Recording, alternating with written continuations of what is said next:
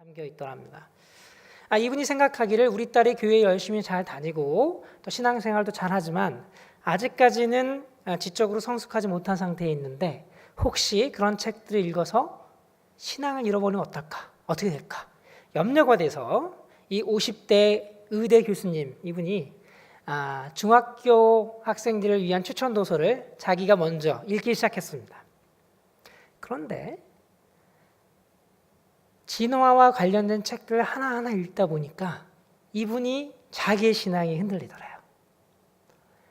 창조와 진화가 반대되는 관점으로 보고 진화는 말도 안 된다고 생각했는데 이분이 의대 교수님입니다. 생물학을 어느 정도 공부했겠죠. 진화 생물학 자체를 깊이 공부하지는 않았겠지만 어느 정도 생물학을 자기가 알고 있고 어느 정도 자기가 신앙생활을 왔는데 중학생들을 위해서 추천된 그 책을 읽다 보니까 21세기의 생물학이 어디까지 발전해 있고 그 내용이 얼마나 강력한지를 본인이 스스로 느낀 거야. 그렇게 보니까 진화라고 하는 과학을 수용할 수밖에 없고 그렇다면 내가 믿어왔던 하나님은 어떻게 되는 건가? 성경의 이야기는 어떻게 되는 건가? 인간의 창조는 어떻게 되는 건가? 자기가 평생 가져왔던 신앙에 굉장히 커다란 회의가 오더랍니다. 그래서 굉장히 큰 어떤 그 흔들림 속에서 계속 지내다가 오늘은 마지막 교회를 간다. 오늘까지 교회를 가고 더 이상 교회를 가지 않겠다라고 작정을 하고 마지막으로 예배당에 갔는데 마침 그날 하나님께서 그 예배를 통해서 이분에게 설명할 수 없는 어떤 은혜를 주셨다고 합니다. 그 이메일에는 그 은혜의 내용이 자세히 적혀 있지 않았습니다. 그냥 한 줄로 하나님의 은혜를 주셔서 그래서 이분이 흔들리던 신앙을 다시 회복하고 다시 하나님을 믿게 됐습니다. 근데 그러다 보니까 자기가 지금까지 생각해왔던 과학에 대한 생각, 어떤 진화학에 대한 생각, 또 창조에 대한 생각들이 송두리째 바뀌게 되는 것이죠. 그래서 책을 읽고 공부하고 이렇게 하다 보니까 그러다가 이제 저를 알게 돼서 제 책을 읽게 돼서 저한테 이 장문의 이메일을 보내서 자기 이야기를 좀 나누고 싶다고 이렇게 전해왔습니다. 우리가 살고 있는 시대는 그 과학의 시대라고 할 수가 있습니다. 이 과학의 시대에 우리 교회는 또 우리 개개인들은 굉장히 커다란 도전에 부딪혀 있습니다. 이 과학 자체가 도전일 수 있죠. 우리는 그동안 하나님이 창조하신 우주와 생물과 지구의 세계가 이런 모습이라고 생각했는데 지난 몇백 년 동안 과학이 발전하면서 보여준 우주와 생물의 또 지구의 생명체의 세계는 우리가 그동안 생각했던 것과는 너무나 이질적인 너무나 다른 모습을 갖고 있는 것이죠. 그러다 보니까 마치 과학이 보여주는 이 내용 자체가 하나님의 창조를 부정하는 것처럼 성경의 내용을 반대하는 것처럼 우리가 오해하기가 쉽습니다. 이뿐만이 아니죠. 만들어지신이라고 하는 책을 쓴 리차드 도킨스라고 하는 그 학자는 과학을 예로 들어서 과학을 들여다봐라. 어디 신이 존재한다는 증거가 있느냐? 어디에 신이 창조했다라고 하는 증거가 있느냐? 하나도 없다. 그렇기 때문에 과학이야말로 무신론의 증거다. 하나님이 없다는 증거다라고 우리 기독교를 공격하고 있습니다. 뿐만 아니죠. 우리 그 교회 안에서도 우리 기독교계 안에서도 하나님이 우리에게 주신 성경을 우리가 잘못 읽으면 우리가 원하는 답을 자꾸 찾고자 하면 하나님이 성경을 통해서 우리에게 알려주시는 내용 넘어서 내가 원하고자 하는 답을 자꾸 찾으려고 하다 보면 성경은 잘못 읽고 잘못 해석하고 그러다 보면 성경의 내용이 과학과 모순되는 것으로 오해할 수가 있습니다. 이러한 배경 속에서 조금 전에 예를 들었던 그런 의대 교수님처럼 과학을 좀 더 깊이 있게 공부하고 하다 보면 마치 내 신앙과 과학이 모순되는 것처럼 느껴서 그럼 과학이 옳은데 그럼 신앙은 틀린 거구나. 교회에서 말하는 이야기들은 틀린 내용이구나 라고 오해해서 교회를 떠나는 경우들이 많이 생겨나는 것이죠. 뿐만 아니라 우리가 이 과학 시대를 살아가고 있는 이 수많은 사람들에게 기독교에서 사용하는 용어들, 하나님의 은혜, 구속, 어떤 십자가의 보혈 이런 이야기를 하지 않고 이 과학 시대의 과학적인 용어에 익숙해 있는 그들에게 우리가 믿고 있는 하나님, 예수 그리스도의 사역, 구원의 길들을 어떻게 그들에게 잘 설명할 수 있을지 참 어려움이 많이 있습니다. 굉장히 많은 젊은이들이 교회를 떠나고 있죠. 많은 이유들이 있습니다. 교회가 잘못하는 일들도 있고 교회에서 사회의 모범이 되고 본을 보여야 되는데 그렇게 하지 못해서 복음의 능력을 보여주지 못하기 때문에 그래서 생명이 없다고 생각하고 떠나는 경우들도 있지만 또 한편으로는 이 과학이라고 하는 문제가 점점 우리의 신앙에 도전이 되는 큰 문제일 수 있다는 것이죠. 그래서 오늘 여러분과 함께 이 과학의 시대에 우리는 어떻게 우리의 신앙을 봐야 되는가, 하나님이 창조하셨다라고 선포하는 성경의 말씀과 이 수많은 것들이 이렇게 저렇게 인과관계로 설명되는 이 과학의 내용을 우리는 어떻게 조화롭게 하모니를 가지고 이해해야 되는지를 여러분과 좀 나누고자 합니다. 제 강의의 출발점은 바로 하나님께서 창조주시고 이 창조주 하나님이 만드신 책이, 우리에게 주신 책이 두 가지가 있다라고 하는 것이죠. 이 첫 번째 책은 혹시 제가 이 마이크를 쓸 수 있을지 모르겠습니다. 네, 되는군요. 이 첫 번째 책은 성경이라고 하는 책입니다. 이 책은 우리에게 구원의 길을 보여주는 책이죠. 반면에 우리에게는 또 하나의 책이 있습니다. 그것은 자연이라고 하는 책입니다. 모든 사람에게 하나님이 비를 공평하게 내려주시는 것처럼 이 자연이라고 하는 책은 하나님이 어떻게 우주 만물을 창조하셨는지를 하나하나 보여주는 일반 계시, 일반 은총의 영역의 책이라고 할 수가 있는 것입니다. 우리는 성경을 읽어서 하나님이 누구신가, 우리가 어떻게 살아야 하는가, 성경을 읽고 해석해서 우리가 어떻게 살아가야 하는지 그 교훈을 얻습니다. 마찬가지로 우리는 자연이라고 하는 책을 과학을 통해서 읽어내고 있습니다. 인과관계가 이렇게 되는구나, 지구는 이렇게 만들어졌구나, 이 하나하나를 하나님이 우리에게 주신 자연이라는 책을 들여다보면서 해석해가는 과정이 바로 과학이라고 할 수 있는 것이죠. 그래서 과학은 우리 기독교 신앙의 적이 아니라 하나님의 일반 은총 속에 우리에게 주어지는 놀라운 축복이라고 이렇게 우리가 생각할 수가 있겠습니다. 그래서 하나님이 주신 이 두 가지 책을 우리는 성령 하나님의 조명을 통해서 읽어가면서 하나님이 누구신지, 또 하나님이 만드신 이 창조 세계가 얼마나 놀라운 세계인지를 함께 배워갈 수 있는 것이죠. 우리 그 과학 시대에 접하고 있는 그 첫 번째 도전은 이 과학 자체의 도전입니다. 이 과학이라고 하는 것이 과연 우리 신앙의 도전이 되는 것인가? 결론부터 말씀드리면 그렇지 않습니다. 과학은 거꾸로 하나님이 창조하신 그 놀라운 창조의 과정을 낱낱이 우리에게 보여주는, 우리에게 드러내는 좋은 도구다라고 말할 수 있겠습니다. 제가 천문학자니까 우리 그 현대 천문학에서 우주가 어떻게 창조되었다라고 이야기하고 있는지 천문학의 이야기를 좀 먼저 여러분께 좀 말씀드리려고 합니다. 우리가 성경책을 통해서도 하나님의 광대함과 하나님의 위대하심을 볼 수 있지만, 하나님이 주신 일반 계시, 자연의 책을 통해서도 하나님이 얼마나 광대한 분이신지를 더 뼈저리게, 더 깊이 있게 우리가 느낄 수가 있습니다. 우리가 우주를 보면 가장 먼저 우리가 느끼는 것은 창조의 광대함, 창조주 하나님의 광대함이죠.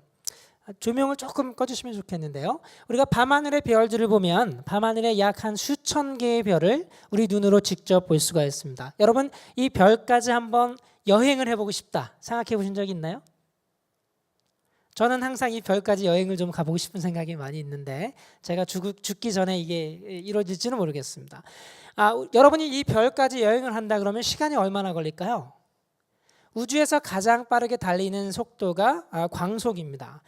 광속으로 우리가 이 별까지 여행을 한다 그래도 굉장히 긴 시간이 걸립니다.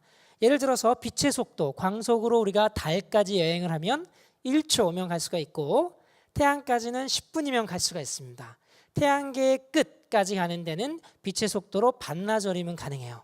반면에 여러분이 가끔 타시는 비행기를 타고 태양계의 끝까지 가려면 한 1000년 정도가 걸립니다. 가다가 다 이제 운명하시겠죠.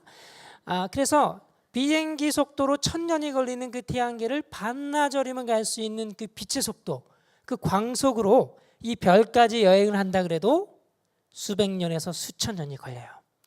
여러분이 밖에 나가서 이 별들이 빛나는 밤하늘을 보면서 이 3차원의 공간이 얼마나 큰지를 한번 상상해 보시면 하나님이 창조하신 창조 세계가 얼마나 큰지 다시 한번 생각해 보실 수 있을 겁니다. 지난 100년 전에 천문학자들은 여름철에 보이는 그 은하수 아래 수많은 별들 너머에 또 다른 우주가 있을 것인가 굉장히 궁금해했습니다. 바로 구름처럼 보이는, 그래서 성운이라고 불렸던 안드로메다 은하의 모습이 있는데요.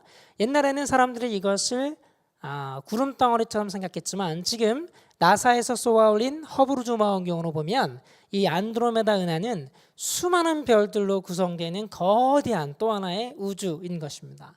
지금 보시는 빨간색의 점 하나하나가 태양처럼 빛을 내는 온도가 낮은 별들이에요. 그리고 이 별 사이의 인터스텔라 공간에서 막 태어난 파란색 별들이 빛나고 있는 것을 볼 수가 있죠. 지금 이 영상은 우리 천문학자들에게 이런 태양과 같이 빛을 스스로 내는 별들을 1억 개를 카탈로그로 만들어서 저희들에게 제공해주고 있습니다. 그래서 우리가 이것들 연구하고 있는 것이죠. 대학원생들이 굉장히 좀 바쁘게 연구를 할 수밖에 없겠죠. 우리가 멀리서 보면 안드로메다 은하는 이런 모습입니다. 이 쟁반처럼 생긴 이 안드로메다 은하를 빛의 속도로 가로지르려면 수십만 년이 걸리는 거대한 은하예요.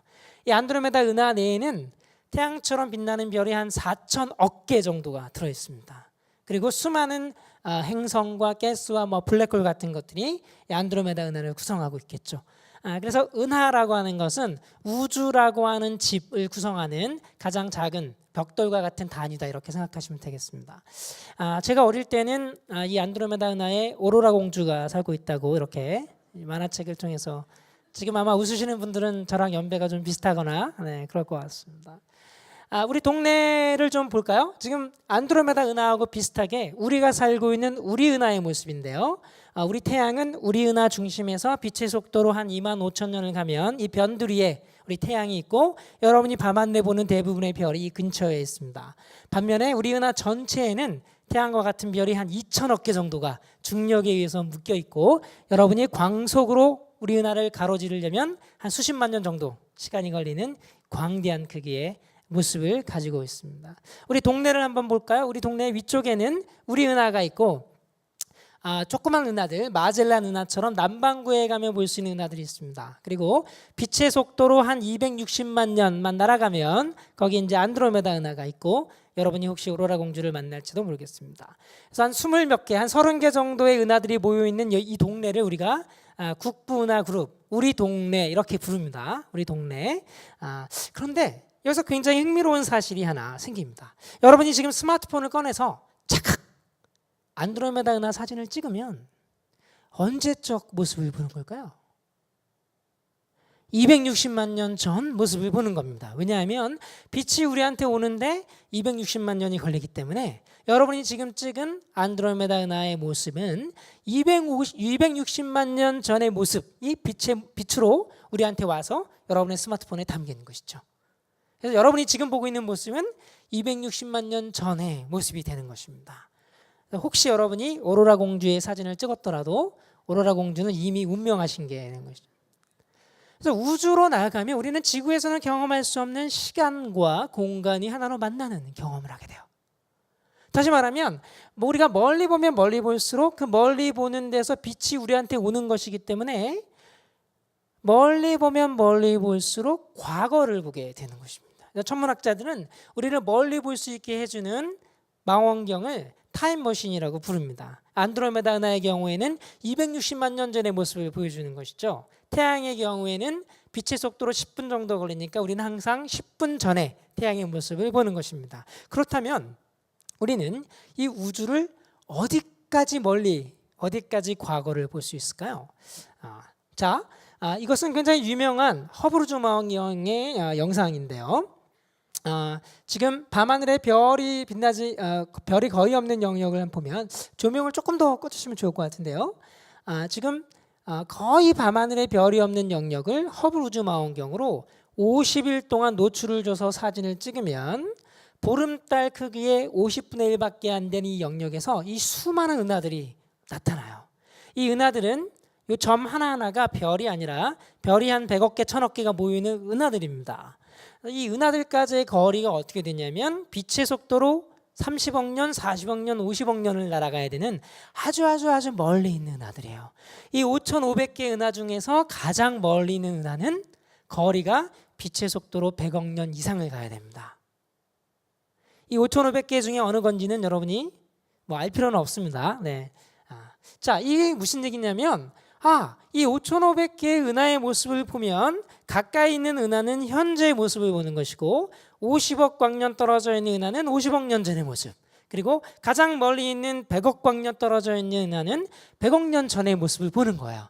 그래서 우리는 시간의 파노라마로 100억 년 전의 은하가 어떻게 생겨서 50억 년 전에는 어떤 모습으로 바뀌어왔고 현재는 어떤 모습이 되어 있는지를 이 은하의 변화 과정을 과학자들이 직접 지금 데이터를 얻어서 연구할 수가 있는 것이죠.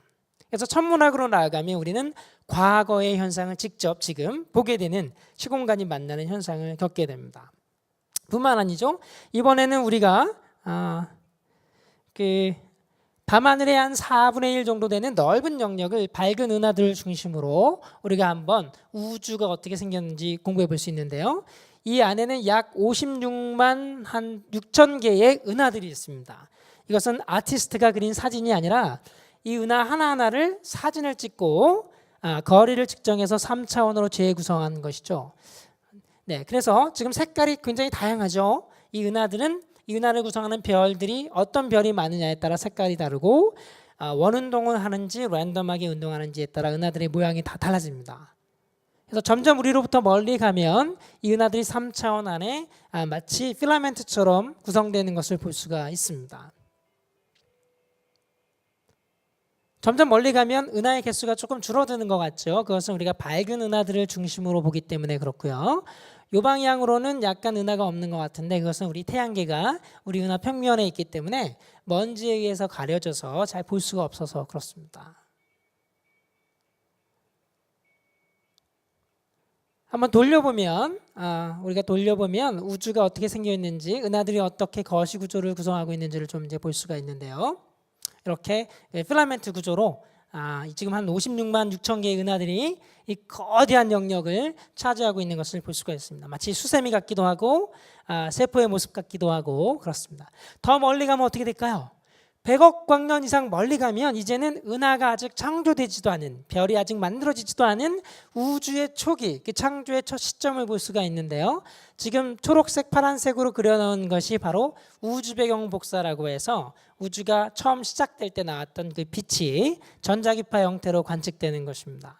그래서 우리를 중심으로 보면 타임머신 효과 때문에 가까이에 있는 현재 우주의 모습을 보게 되는 것이고 점점 멀리 가면 약 100억 년 전의 모습까지 우리는 지금 천체망원경들을 통해서 관측하고 공부할 수가 있는 것입니다. 이런 그 은하들의 모습을 보면 우리는 하나님이 창조하신 우주가 얼마나 큰지를 볼 수가 있습니다. 우리 은하 내에만 태양과 같은 별이 2천억 개가 있고 우주에는 안드로메다와 우리 은하 같은 이런 은하들이 또 1000억 개 정도가 있어요. 그렇다면 하나님이 창조하신 별의 개수는 몇 개가 되는 건가요? 1000억하고 1000억을 더하면 안 되고 곱하셔야 되겠죠.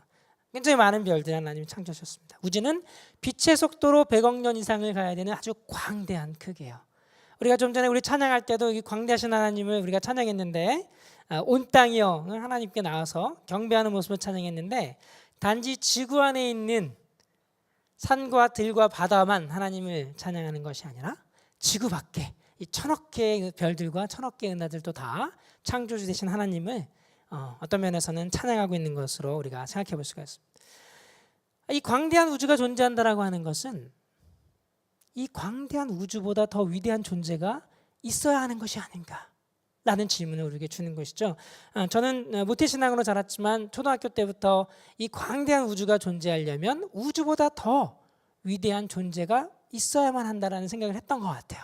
그래서 이것은 하나님이 존재한다는 증거는 아니지만 어떤 이 위대한 신, 전능한 창조주를 우리에게 보여주는 하나의 힌트처럼 생각해 볼 수가 있습니다. 하나님이 지으신 창조 세계는 이렇게 광대합니다. 그런데 비해서 여러분이 살고 있는 우주는 얼마나 큰가요?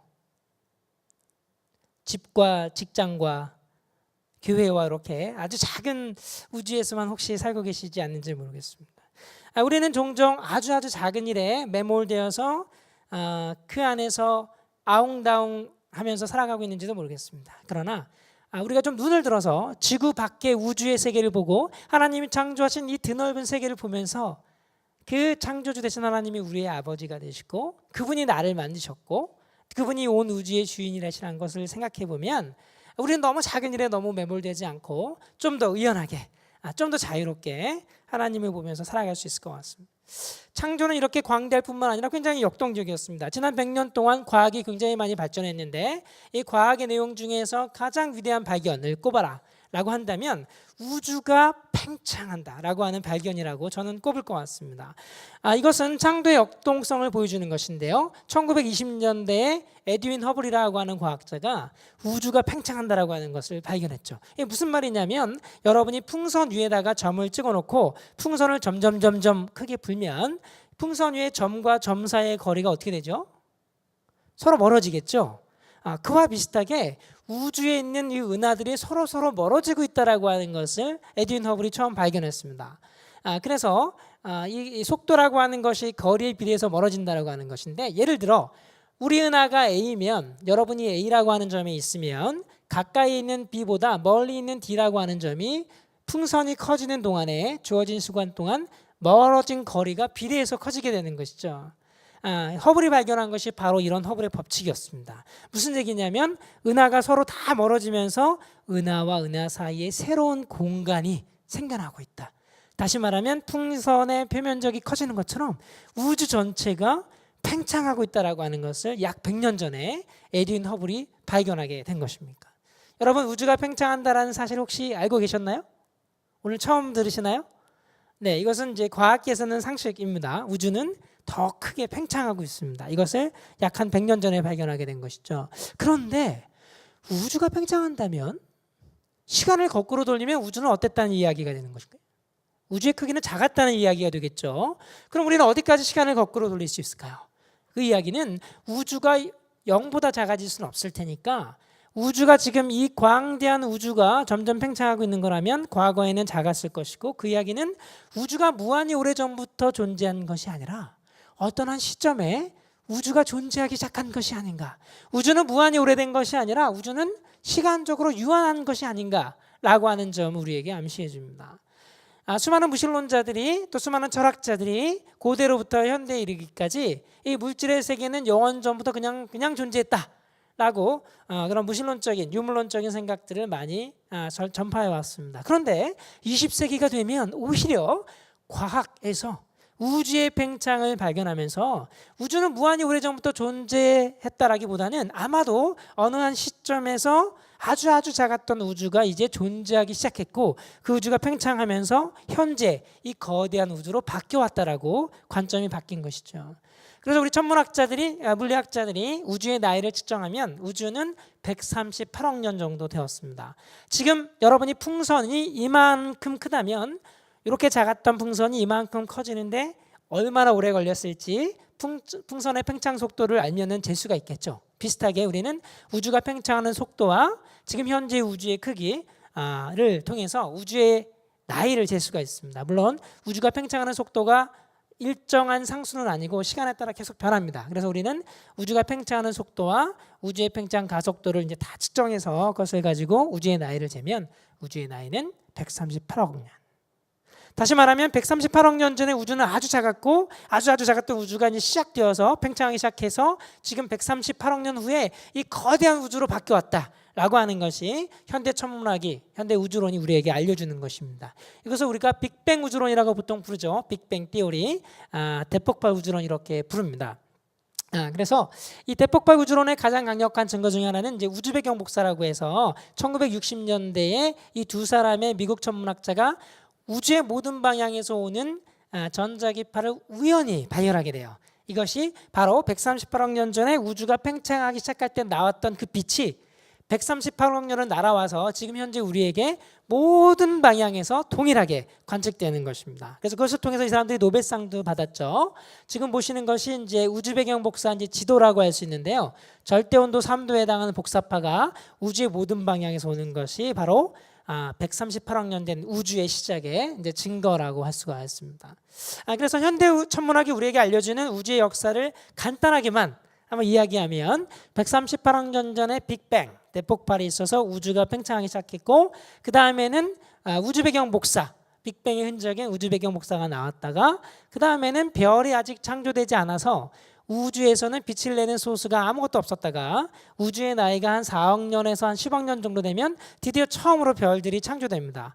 그래서 빛이 나오기 시작하고 그 다음에는 블랙홀이 만들어지고 은하들이 만들어져서 이제는 여러분이 조금 전에 전천 탐사에서 56만 5천 개의 은하를 본 것처럼 오색 찬란한 수많은 별들이 은하를 형성하며 아름답게 빛나는 현재 우주로 바뀌어 왔다라고 하는 것이 현대 천문학이 우리에게 알려주는 우주의 역사입니다.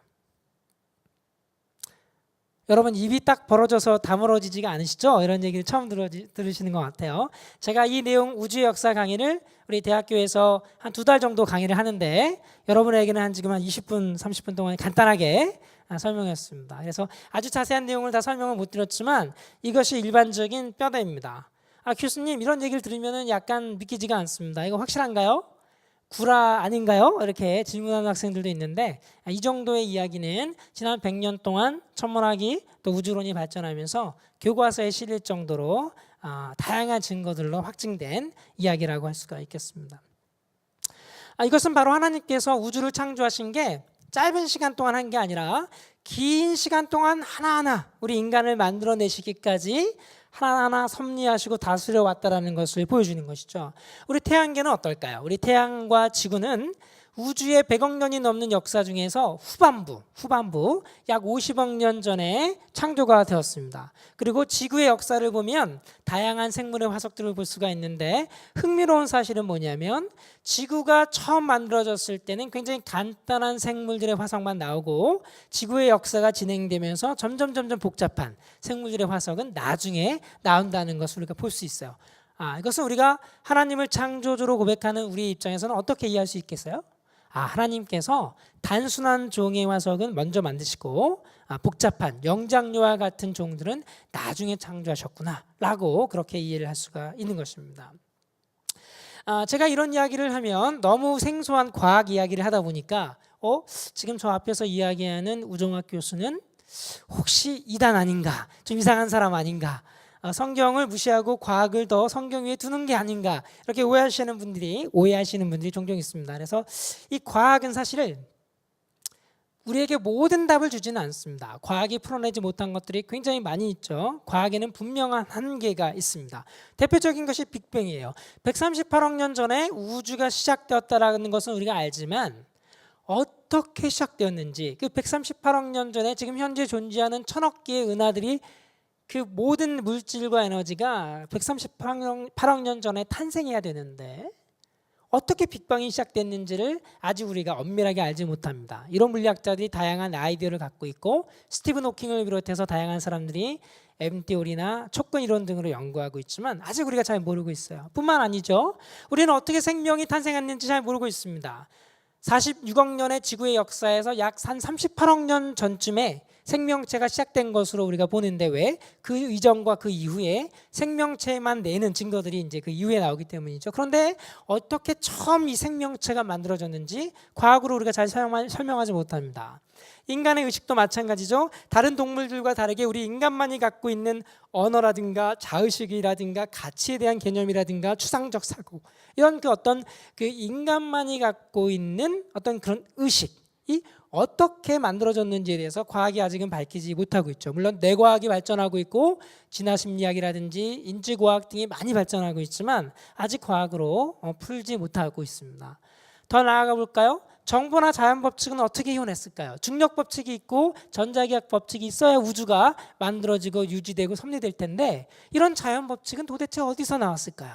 이것은 과학이 답변할 수 없는 질문들입니다. 과학의 전제, 과학이 약속을 하고 들어가는 출발점이 되는 것이죠. 더 나아가 볼까요? 우리는 왜 존재합니까? 70억이나 되는 그 수많은 지구인들 중에 나의 존재의 의미는 무엇일까요? 어머니 나를 왜 낳으셨나요? 이런 질문은 과학이 우리에게 답을 줄 수가 없습니다. 과학은 자연현상을 이해할 수 있게 해주는 굉장히 좋은 도구지만 이 수많은 형이상학적인 가치에 관련된 문제 또 과학적이더라도 이런 어떤 기원에 관한 문제에 관해서 과학이 완벽한 답을 주는 것은 아니죠. 과학은 분명한 한계를 가지고 있습니다. 여러분 그래서 과학주의는 경계해야 되죠. 인간이 갖고 있는 모든 문제를 과학이 다 해결할 것이다. 이런 과학주의는 경계해야 되지만 우리는 과학을 하나님이 주신 유용한 도구로 얼마든지 사용해서 하나님이 어떻게 창조하셨지? 그 질문에 답을 할 수가 있는 것입니다. 여러분 과학에 대해서 잠깐 생각해 볼까요? 과학은 무엇일까요? 과학은 수학과는 좀 다릅니다. 수학은 제1원리에서부터 연역적으로 풀어가고 증명하는 방식이지만 과학은 그거보다는 다양한 증거들, 다양한 경험적인 증거들을 쭉 얻어서 이 모든 증거들을 종합적으로 설명하는 어떤 모순 없는 체계, 설명체계를 갖고 나오는 것이 과학이라고 할 수 있습니다. 그러다 보니까 과학이라고 하는 것은 절대 진리라기보다는 과학의 내용이 바뀔 수가 있는 것이죠. 새로운 데이터가 나오고 그동안 생각하지 못했던 새로운 아이디어가 나오면 그것을 통해서 과학의 내용이 바뀔 수가 있습니다. 그러면 과학의 내용이 바뀌면 과학은 진리가 아닐까요? 그렇지도 않습니다. 무슨 이야기냐면 과학은 자연이라고 하는 어떤 현상을 100% 그대로 반영하는 그런 내용이 아니라 과학은 자연이라고 하는 실제에 다가가는 하나의 근사, approximation, 하나의 점진적으로 다가가는 거라고 생각할 수가 있는 것이죠.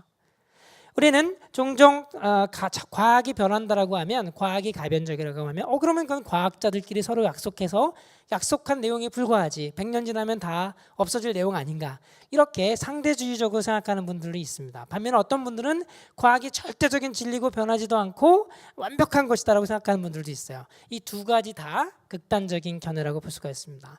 좀 더 건전한 것은 우리가 과학은 자연이라고 하는 실제를 어느 정도 잘 드러내고 있다. 그러나 인간이 과학을 통해서 자연을 완벽하게 다 밝힐 수 있을 것인가에 관해서는 어느 정도 의심이 있기 때문에 우리는 과학을 자연에 대한 영원한 근사다, 이렇게 이해할 수 있을 것 같습니다.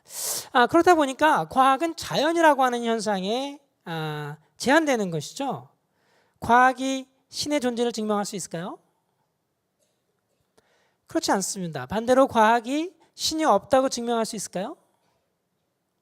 그것도 아닙니다. 과학은 어떤 면에서는 자연세계에 국한되기 때문에 자연세계 안에 일어나는 현상의 인과관계와 그 원리, 작동 원리들을 밝힐 수는 있지만 자연세계를 초월하는 신에 관해서는 확실한 답을 줄 수 없는 한계가 많은 도구에 불과한 것입니다. 그렇기 때문에 이 과학이라고 하는 것은 중립적이라고 생각해 볼 수가 있어요. 과학이 하나님이 살아계시다라고 하는 기독교 신앙을 지지하느냐, 아니면 하나님은 없다라고 주장하는 도킨스의 무신론을 지지하느냐, 둘 다 아닌 것이죠. 과학은 작동 원리를 밝힐 뿐이고 그 작동 원리 뒤에 하나님이 살아계셔서 그 자연 법칙을 섭리하고 다스리시는지, 혹은 신이 없이 우연히 목적 없이 자연 현상이 저절로 그렇게 일어나는지에 관해서는 과학은 답변하지 않습니다. 그래서 과학이라고 하는 것은 그런 면에서 중립적일 수 있다, 이렇게 이해하는 것이 굉장히 중요하겠습니다. 그럼에도 불구하고 우리는 창조주 하나님을 믿는 입장에서 과학이 밝혀낸 과학의 이야기를 하나님의 창조로 얼마든지 이해할 수가 있는 것이죠. 사실 이 빅뱅 우주론이라고 하는 것은 138억 년 전에 우주가 시작되었다라고 하는 그런 관점인데요. 이것은 무에서 유로 하나님이 모든 만물을 창조하셨다라고 하는 기독교의 창조 교리하고 굉장히 일치되는 면이 있습니다.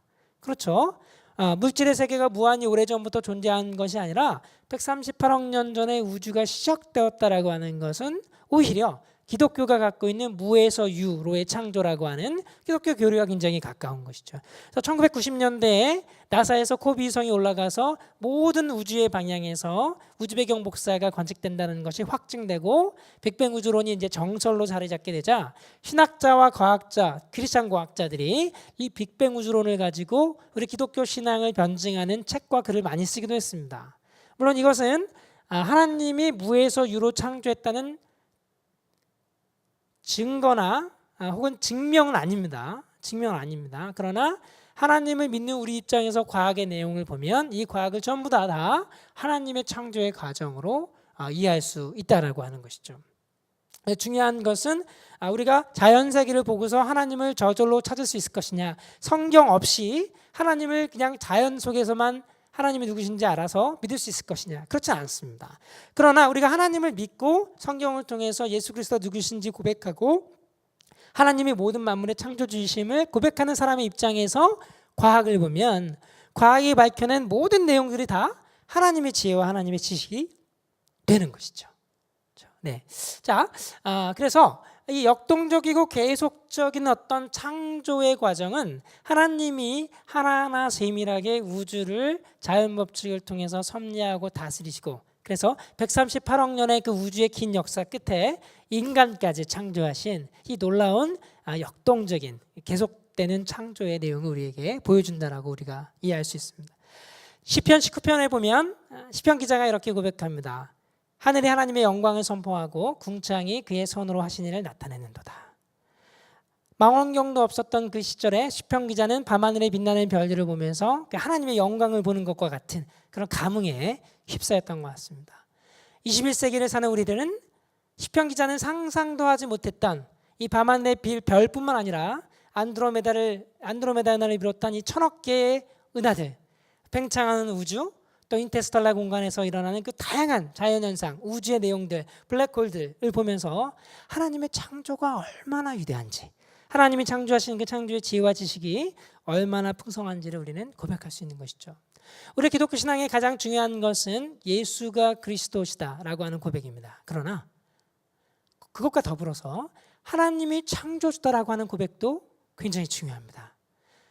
우리의 그리스도가 되시는 예수는 단지 인격적으로 훌륭하고 슈퍼맨처럼 좀 뭔가 기적을 행할 수 있을 정도의 그런 위대한 사람이 아니라 100억 년 이상의 긴 시간 동안 1000억 개가 넘는 그 수많은 은하들을 섭리하고 다스려오고 창조해 오신 그 하나님이 인간의 몸을 입고 이 땅에 오신 것이죠. 창조주 하나님에 대해서 우리가 강조하지 않으면 예수 그리스도의 어떤 정체성이 굉장히 축소되는 것 같습니다. 그래서 우리는 예수 그리스도의 사랑도 고백해야 되지만 하나님의 그 창조의 위대함과 그 놀라움을 또 동시에 고백할 수 있으면 좋겠습니다. 많은 분들이 저에게 묻습니다. 교수님, 하나님이 두 가지 책을 쓰셨고 성경책과 자연이라는 책, 과학의 내용은 서로 모순되지 않는다. 그 말씀을 알겠습니다. 그런데 성경을 구체적으로 읽다 보면 성경에 나오는 본문이 과학의 내용과는 모순되는 것처럼 보이는 내용들이 있습니다. 그래서 어떻게 이해해야 될까요?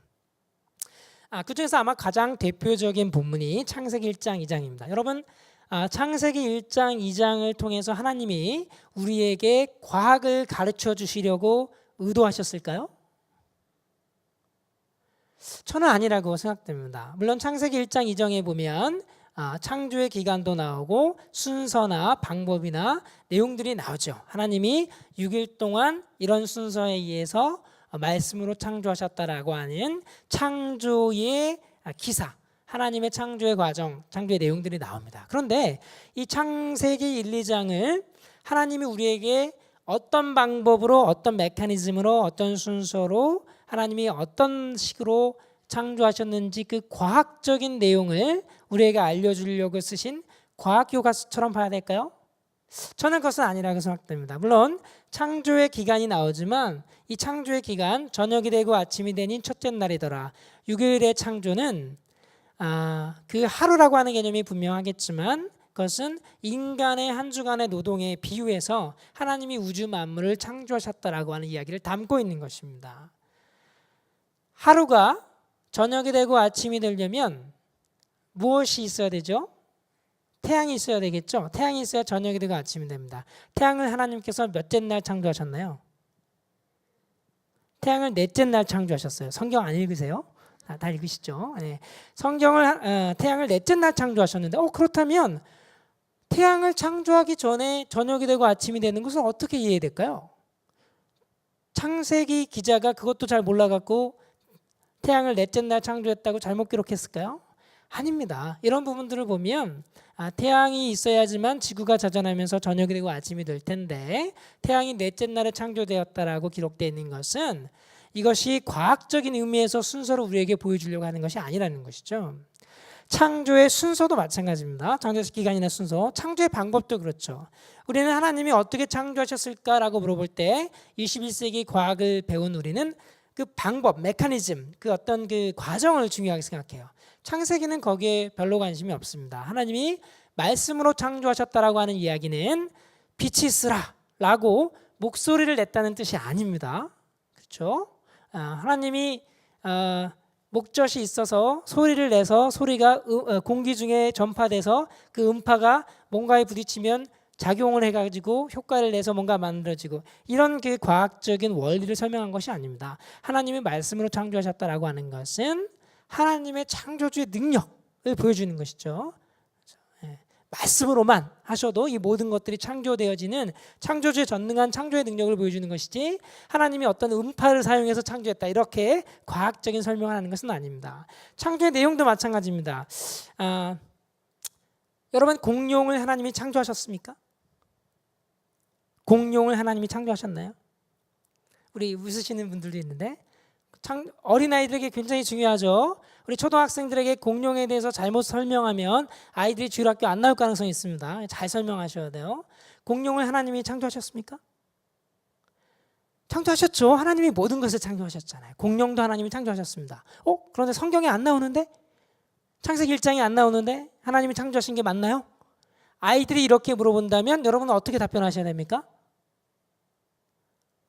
성경에 안 나오는데 공룡을 하나님이 창조하신 게 맞나요? 이렇게 물어보면 성경에 왜 나와야 되는데? 이렇게 답변하셔야 돼요.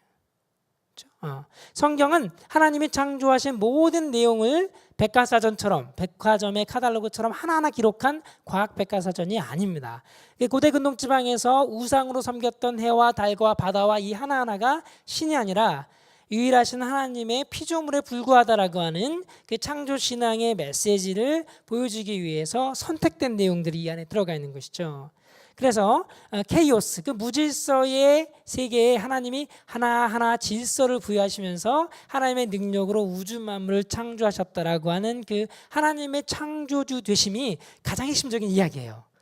그래서 공룡이 안 나올 수도 있는 것이죠. 과학 교과서가 아니기 때문입니다. 자, 고대 근동 지방 사람들은 굉장히 단순하게 우주를 생각했습니다. 지구인의 관점에서 보이는 그대로 지구는 평평하고 바다에 둘러싸여 있고 궁창이 있고 이렇게 하늘이라고 부를 수 있죠. 그다음에 궁창의 딱딱한 면에 태양과 달과 별들이 붙어서 움직인다고 생각했었죠. 그리고 그 궁창 위에 물로 된 층이 있었다고 생각했습니다. 이 물로 된 층이 있는 이유는 비가 와야 되니까 그래서 이 위에 물로 된 층, 물층이 있었다고 생각했죠. 그러나 이런 것들은 과학적인 사실을 우리에게 알려주는 것이 아니라 창세기의 독자였던 히브리인들, 고대 근동 지방 사람들이 일반적으로 갖고 있었던 상식입니다. 하나님이 창조주시다라고 하는 것을 창세기 독자였던 고대 근동 지방 사람들에게 알려주기 위해서는 그 사람들이 이해하고 있던 그들의 상식대로 우주가 이렇게 생겼다고 생각하는 그들에게 하나하나 하나님이 창조하셨다라고 설명하시는 것이죠. 하나님이 궁창을 창조하셔서 하늘 위의 물과 하늘 밑의 물로 나누셨다라고 하는 표현들이 창세기 1장에 들어가 있는 이유는 실제로 지구가 평평하고 궁창이 있고 궁창 위에 물이 있었기 때문이 아니라 고대 근동 지방 사람들이 생각했던 그 상식을 가지고 그들에게 이 모든 것을 하나님이 창조하셨다라고 하는 메시지를 전달해 주기 위함입니다. 그런데 고대 근동 지방 사람들이 갖고 있었던 그 상식의 내용이 성경책에 담겨 있다고 해서 궁창 위에 물이 있어야 돼 이렇게 주장하는 것은 성경을 잘못 해석하는 것이라는 것이죠. 예를 들면 이런 것들이 있습니다. 우리가 신약 성경을 보면 디도서에 사도 바울이 이렇게 권면을 하죠. 종들아 주인에게 순종하라.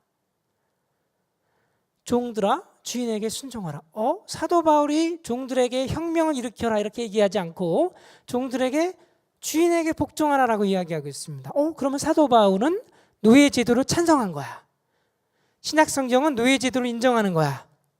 만약에 이렇게 해석하면 어떻게 될까요? 그것은 사도 바울의 어떤 저자의 의도를 넘어선 것입니다. 저자의 의도를 넘어선 것이에요. 노예 제도가 편만하게 있었던 그 시대에 노예로 살아가던 그리스도인들이 어떠한 윤리적인 삶을 살아야 할지를 알려주는 그 내용을 가지고 사도 바울은 노예 제도를 인정했어 라고 잘못 해석하면 그것은 저자의 의도를 넘어서는 것이죠.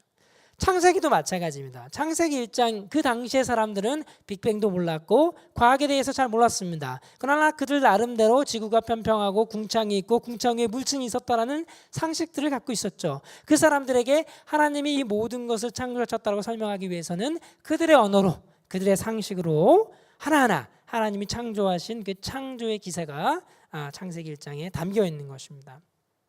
물론 문학적인 표현도 들어가 있고 과장법도 들어가 있습니다. 그렇죠? 이 과장법이 들어가면 우리는 너무 알레르기를 느껴요. 그러면 성경이 사실이 아니라는 얘기인가? 성경은 그럼 설화에 불과해?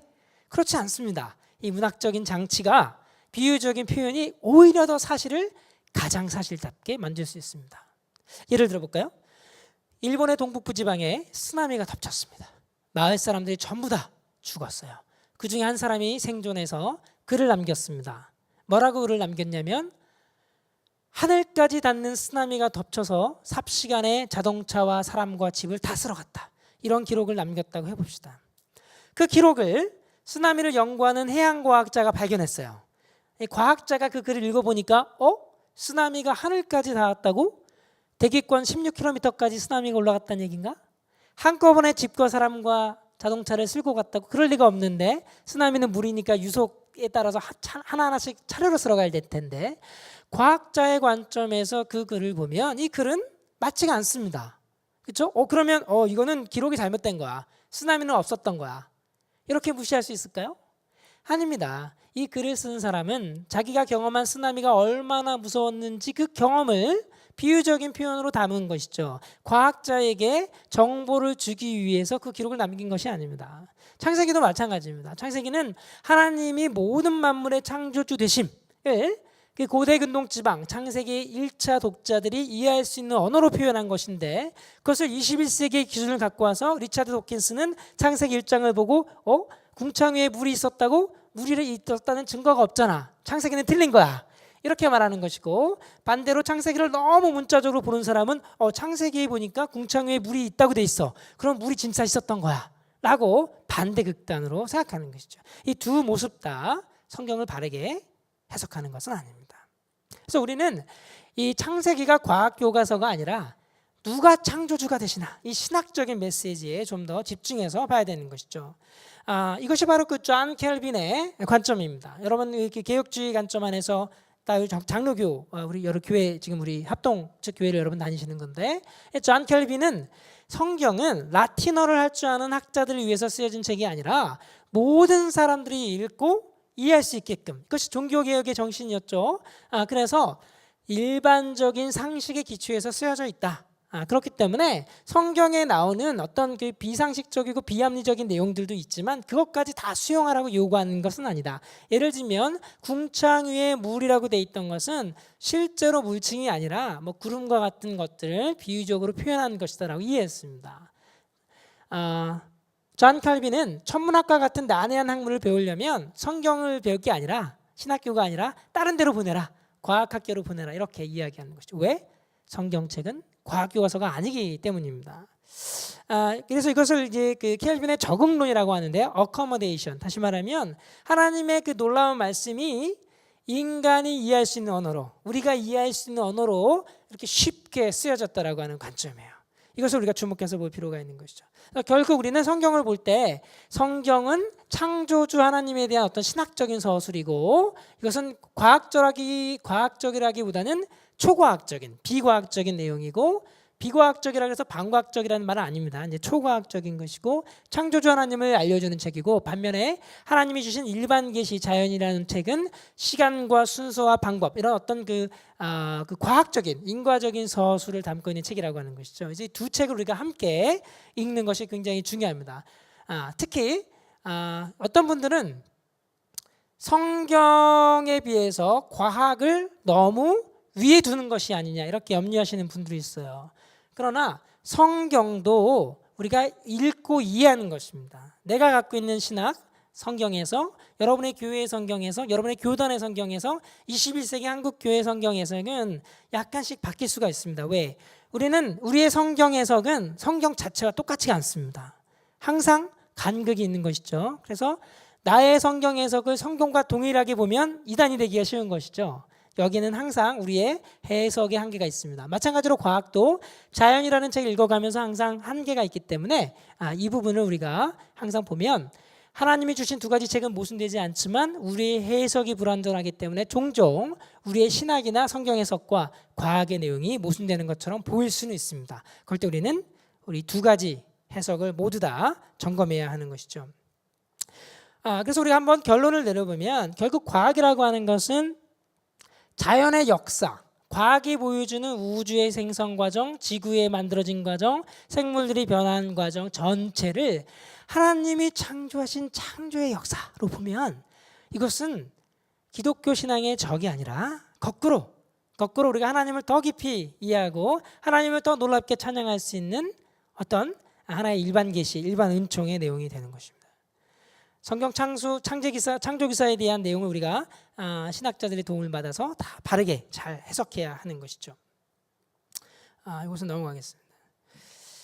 두 번째 도전이 있습니다. 이 두 번째 도전은 도킨스와 같은 무신론자들의 도전이고, 또 세 번째 도전은 성경을 너무 근본주의적으로 문자주의적으로 해석하다 보면 문제가 생깁니다. 제가 5분짜리 동영상을 보여드릴 테니까 이 5분 동안 동영상을 좀 먼저 보시고 그 다음 이야기를 좀 제가 풀어가도록 하겠습니다.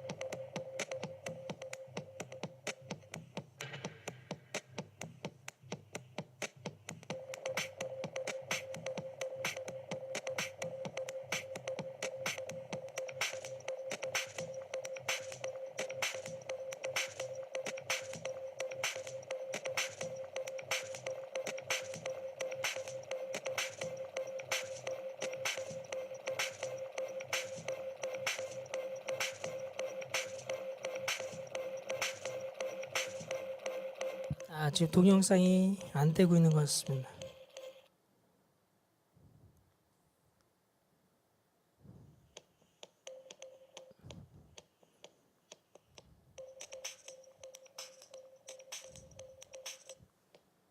네, 동영상이 지금 안 되고 있는데요. 넘어가야 되겠습니다.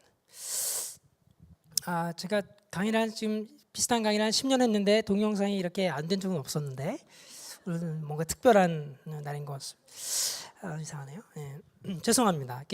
여러분 유튜브에 보면 다윈은 신의 반대편 이렇게 5분짜리 동영상이 되어 있고 상당히 많은 내용이 함축적으로 들어가 있는데 여러분 혼자 보셔도 좋고 학생들이나 아니면 아이들하고 같이 보면서 같이 토론해 보셔도 좋겠습니다. 두 번째 한국교회가 접하고 있는 도전은 그것은 과학주의 무신론의 도전입니다. 여러분이 아시는 것처럼 리차드 도킨스라든가 스티븐 호킹도 위대한 설계라고 하는 책에서 우주가 창조되는데 신은 필요 없다 이런 이야기를 해서 센세이션을 일으킨 바가 있습니다. 여러분 제가 상당히 많은 이메일을 받는데요. 페이스북 메시지도 받고 이런 이야기들을 듣습니다. 교수님, 저는 목사님의 아들로 태어나서 모태신앙으로 자랐지만 제가 지금 고등학생인데 과학을 공부하다 보니까 성경이 믿기지가 않습니다. 저는 요즘 교회에 나가지 않습니다. 저는 선교사의 자녀인데 대학에서 과학을 전공하고 있는데 저는 더 이상 성경이 믿기지 않습니다. 그래서 교회를 완전히 떠나지는 않았지만 교회를 떠나는 경계쯤에 있습니다. 이런 분들이 굉장히 많아요. 굉장히 많습니다. 제가 재작년에 들은 얘기는 어느 대학교의 교수님 아들이 교회에서 청년부 열심히 하고 회장도 하고 리더 훈련까지 다 받았는데 그런데 어느 날 리차드 도킨스의 책을 읽고 나서 이제는 교회 안 나오기로 작정하고 교회 안 나온다는 거야. 어떻게 그 아들을 설득하면 되는지 이분이 이제 고민에 빠지셨어요. 이런 일들이 우리 주변에서 상당히 많이 일어나고 있습니다. 신앙이 좋고 어떤 열정적인 청년들은 교회에 남아있기 때문에 아마도 이 사라지는 청년들이 우리 눈에 안 보이는지도 모르겠습니다. 그러나 우리가 더 관심을 가지고 신경 써야 하는 친구들은 바로 이 친구들인 것이죠. 우리가 따지고 보면 이 과학주의 무신론, 신무신론 혹은 새로운 무신론이라고 불리는 이 무신론의 주장은 그렇게 강력한 공격은 아닙니다. 그럼에도 불구하고 이들의 허수아비 공격과 같은 약한 논리에 의해서 수많은 청년들이 신앙이 흔들리고 교회를 떠난다라고 하는 것은 우리가 그동안 이해를 추구하는 신앙, 질문을 던져가면서 우리가 어느 정도 합리적으로 우리가 믿는 하나님이 누구시고 우리가 믿는 내용이 무엇인지 점검하고 생각하고 대화하고 토론해가면서 우리 신앙을 쌓아오지 않았다는 그런 방증일 수 있겠습니다. 굉장히 안타까운 일이고 우리 한국교회가 굉장히 깊이 있게 신경 써야 되는 내용이라고 봅니다. 이 과학주의 무신론의 내용을 살펴볼까요? 이들의 주장은 물질에서부터 출발합니다. 물질이 있었고 영원전부터 이 물질이 우연히 목적 없이 스스로 진화해서 인간을 만들어냈고 인간이 신이라고 하는 개념을 발명해냈고 그래서 설명할 수 없었던 많은 것들을 설명했다가 이제는 과학이 발전하게 되면은 과학으로 모든 것을 설명할 수 있으니까 이제는 신이 필요 없다. 종교는 폐기되어야 한다. 라는 주장이에요. 이런 그 도킨스와 같은 사람들의 주장에 동의하시는 분 혹시 계신가요? 계시면 우리 끝나고 목사님과 밤새도록 그 면담을 좀 하시기 바랍니다. 사실 이 과학주의 무신론의 주장은 굉장히 그 논리적인 점프를 많이 갖고 있습니다. 첫 번째가 물질은 어디서 기원했는가? 리차드 도킨스는 만들어진 신이라고 하는 책에서 우리 기독교인들에게 묻습니다. 신이 인간을 만들었다면 신은 누가 만들었는가? 이렇게 질문을 던지죠. 여러분 어떻게 답하십니까? 신은 누가 만든 존재가 아니잖아요. 정의상 신은 스스로 존재하는 어떤 그 전능한 존재입니다. 질문 자체가 성립하지 않죠. 그런데 우리는 이 동일한 질문을 무신론자들에게 한번 던져볼 수 있어요. 물질이 인간을 만들어냈다면 그 물질은 누가 만들었는가? 합당한 질문이에요. 이 질문에 대해서 무신론자들이 설득력 있는 답변을 제안하지 못합니다. 이들은 어떻게 말하죠? 물질은 영원 전부터 스스로 존재했다. 많이 듣던 얘기죠? 많이 듣던 얘기예요. 무슨 이야기냐면 과학주의 무신론은 과학에만 근거한 것이 아니라 신이 없다고 믿는 물질이 영원 전부터 스스로 존재했다라고 믿는 철학적인 전제에서부터 출발한 것입니다. 우리 기독교에서는 하나님이 다윈의 신의 영상이 됐군요. 예, 네. 근데 뭐 제가 좀 괜찮을 것 같습니다. 감사합니다. 우리 기독교에서는 하나님이 증명되기 때문에 우리가 믿는 것은 아닙니다. 그러나 우리가 하나님을 믿고 고백하고 그 신앙 위에서 우리가 세상을 보는 것이죠. 반대로 무신론에서도 신이 없다고 증명되었거나 물질이 무한히 오래전부터 있었다고 증명되어서가 아니라 그들의 전제이자 믿음입니다. 물질이 있었다라고 하는 것은 양쪽 다 갖고 있는 믿음의 하나인 것이죠. 우리는 하나님을 믿는 것이고 이들은 물질이 영원전부터 있었다라고 믿는 것입니다. 이것은 과학이 아니죠. 이것은 하나의 전제입니다. 자연법칙은 어떻게 만들어졌을까요? 자연법칙이 있어야 우주도 진화하고 인간도 만들어내고 중력도 생길 텐데 이 자연법칙은 어떻게 나왔을까요? 무신론에서 이것을 신통하게 답하지 못합니다. 자연의 어떤 전자기학 법칙이라든지 이런 다양한 자연 법칙들은 사실 과학의 전제이죠. 신통하게 답하지 못합니다. 우리는 어떻게 우주를 이해하게 됐을까요? 아인슈타인이 묻습니다. 우리가 우주를 이해할 수 있다는 것만큼 풀기 어려운 수수께끼도 없다. 가만히 생각해 보십시오. 100억 년이 넘는 그 우주의 긴 역사의 끝부분에 지구라고 하는 아주 작은 행성에 살고 있는 보잘것 없어 보이는 그런 인간이 지금 인류의 문명이 한 수천 년, 만 년밖에 안 됐는데 어떻게 이 거대한 우주가 만들어졌고 흘러왔는 그 우주의 역사를 이해할 수 있게 되었을까요? 우리가 어떻게 과학을 할 수 있게 되었을까요? 아인슈타인이 묻습니다. 우리가 우주를 이해한다는 것만큼 풀기 어려운 수수께끼는 없다. 무신론자들이 설명 잘 못하죠. 그냥 우연이라고 이야기하는 것입니다. 우리는 어떻게 설명합니까? 우리는 하나님께서 우주를 창조하실 때 하나님은 동일하시고 오래 참으시고 약속을 지키시는 신실한 분이시죠. 아마도 그 우주는 하나님의 성품을 닮아서 자연 법칙을 통해서 동일하게 유지되는 예측 가능한 그런 우주를 하나님이 창조하신 것 같습니다. 그리고 우리에게는 하나님의 형상을 우리에게 주셔서 우리를 창세기 1장 28절에 나오는 것처럼 하나님을 대신해서 하나님의 노예가 아니라 하나님과 같은 존재로 하나님의 형상을 가진 존재로 하나님의 왕권을 가진 존재로 하나님을 대리해서 창조 세계를 보존하고 다스릴 명령을 우리에게 주신 것이죠. 그럼 우리에게 하나님이 주신 가장 중요한 능력 중에 하나가 아담이 동물들을 보고 그 동물들의 특징에 따라 이름을 붙인 것처럼 하나님의 성품에 따라 자연 법칙에 의해서 동일하고 성실하게 운행되어지는 이 우주를 우리 인간이 보고 우주가 어떻게 운행되는지를 파악할 수 있는 이성적인 능력이 하나님을 대리해서 우리가 창조 세계를 보존할 때 가장 중요한 능력 중에 하나인 것이죠. 그래서 아우구스티누스는 신국론에서 우리가 갖고 있는 하나님의 형상 5가지 중에 하나를 이성으로 굉장히 중요하게 이야기했습니다.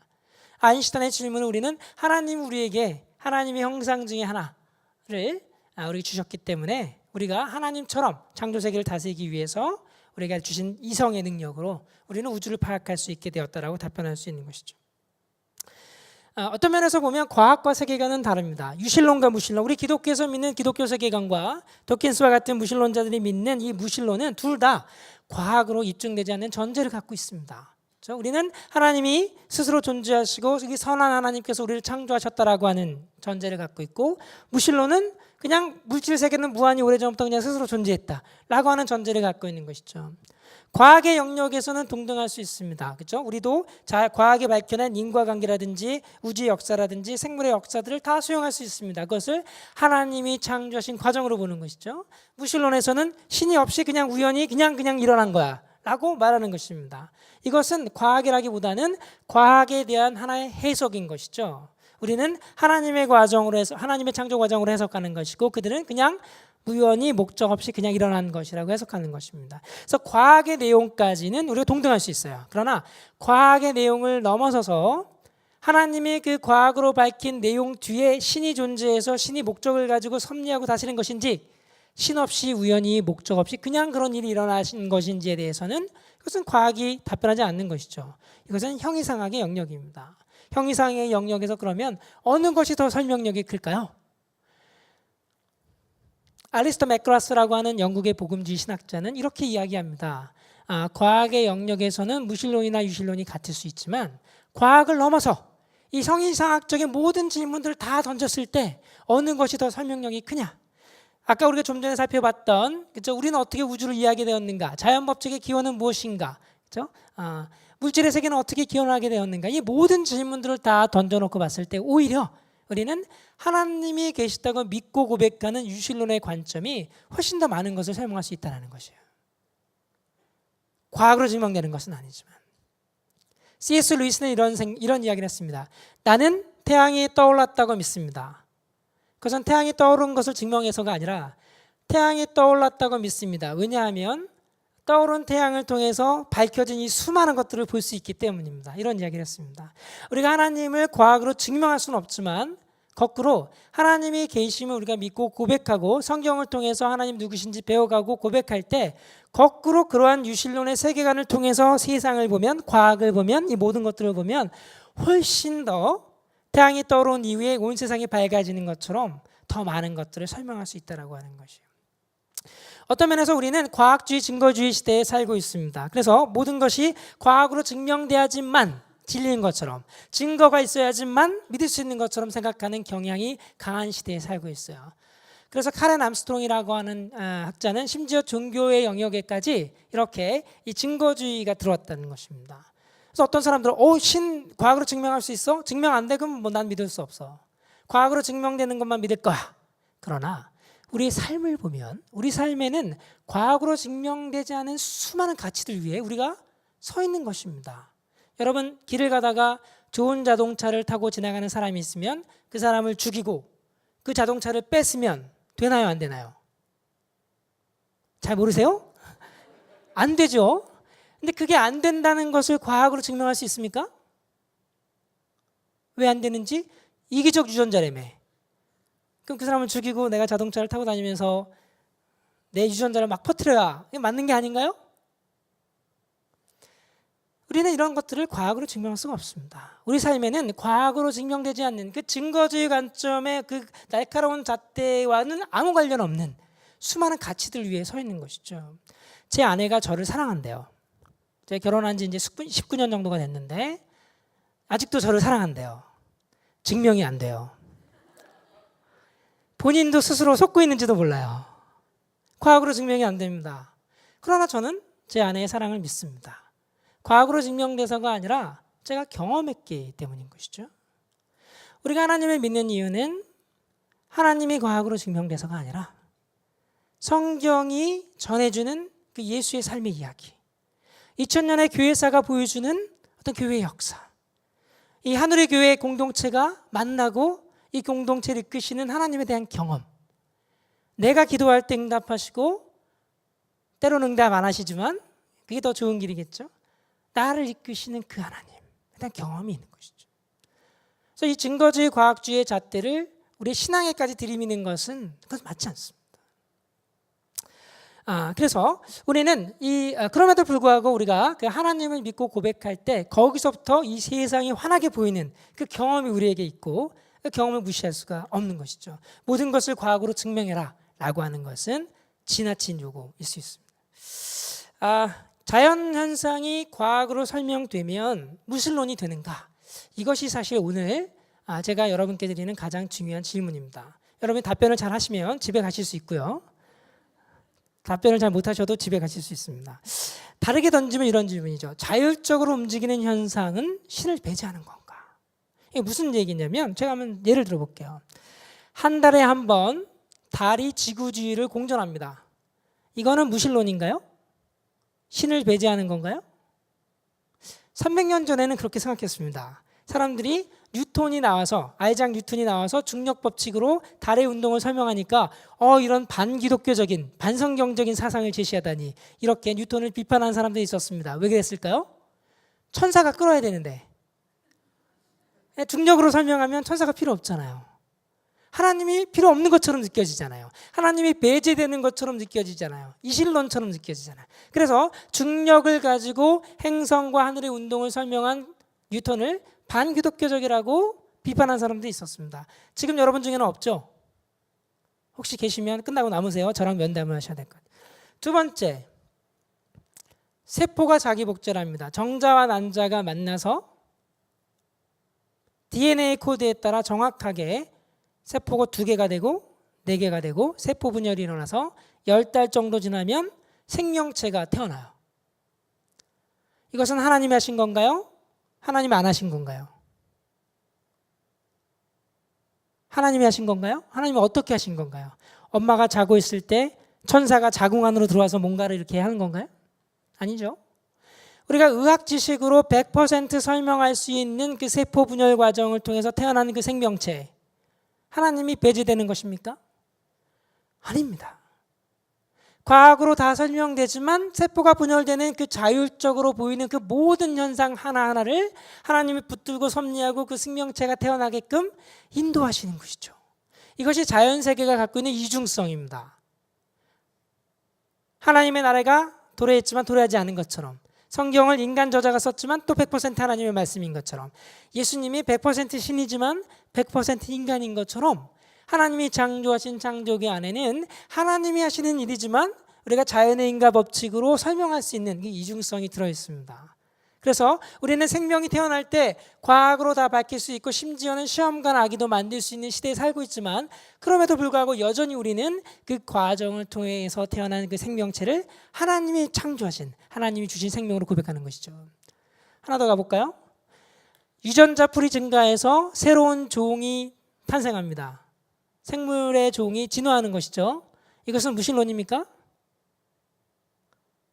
교수님, 달의 자전은 좀 쉬웠는데 생물 진화가 나오니까 이거 좀 어렵습니다. 이렇게 이야기하면 이중잣대가 되는 거죠. 다 동일한 이야기예요. 유전자 풀이 증가해서 새로운 종이 탄생하는 것이 자동적으로 무신론이 되는 것이 아닙니다. 똑같은 이야기예요. 하나님이 얼마든지 그 과정 안에, 자율적으로 보이는 그 과정 안에 역사하시고 창조하실 수 있는 것이죠. 옛날 사람들은 번개에 갇혀서 사람이 번개에 맞아 죽으면 그러면 하늘의 노여움을 받았다. 배 타고 바다에 나갔는데 배가 파손돼서 다 죽으면 용왕님의 저주를 받았다고 생각했죠. 그래서 심청에도 바치고 뭐 이런 일을 했었습니다. 그런데 과학이 발전한 이후에는 이제는 자연현상이 탈신화가 일어나는 것이죠. 더 이상 우리가 자연현상을 두려워하지 않습니다. 자연현상은 인과관계, 자연법칙에 따라 일어나는 것이고 예측 가능하게 되었죠. 그래서 우리가 별로 두려워하지 않습니다. 그런데 그러다 보니까 우리는 이 자연현상, 그 우리 삶의 그 어디에서도 하나님의 일하시는 흔적을 볼 수가 없어요. 오늘 아침부터 지금까지 겪었던 모든 일들은 하나님이 뭔가를 하신 거라기보다는 그냥 인과관계에 의해서 일어난 일 같아요. 내가 빨리 걸어가려고 그러다가 돌부리에 걸렸고 문에 부딪혔고 조금 늦게 나가서 버스를 놓쳤고 이 모든 것이 하나님 없이 인과관계로 다 설명되는 것 같습니다. 그러다 보니까 우리는 자연스럽게 이 현대의 무신론의 시대로 흘러가고 있어요.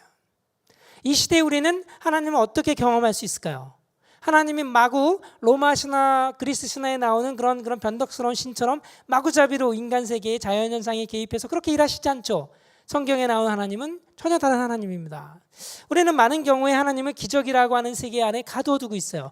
기적을 좀 베풀어봐. 그럼 내가 하나님을 믿을게. 이렇게 말하는 친구들도 있죠. 우리는 하나님이 뭔가 좀 기적을 베푸시면 하나님이 살아계신 것처럼 느끼고, 하나님이 기적을 안 베푸시면은 그냥 하나님이 없는 것처럼, 무신론자처럼 살아가는 경우들이 많이 있습니다. 하나님은 안드로메다에 가 계시고 가끔씩 기적을 베풀러 지구에 종종 방문하시는 방문자 하나님으로 그렇게 기적이라고 하는 작은 세계 안에 하나님을 가둬두고 살고 있는지도 모르겠습니다. 과연 그럴까요?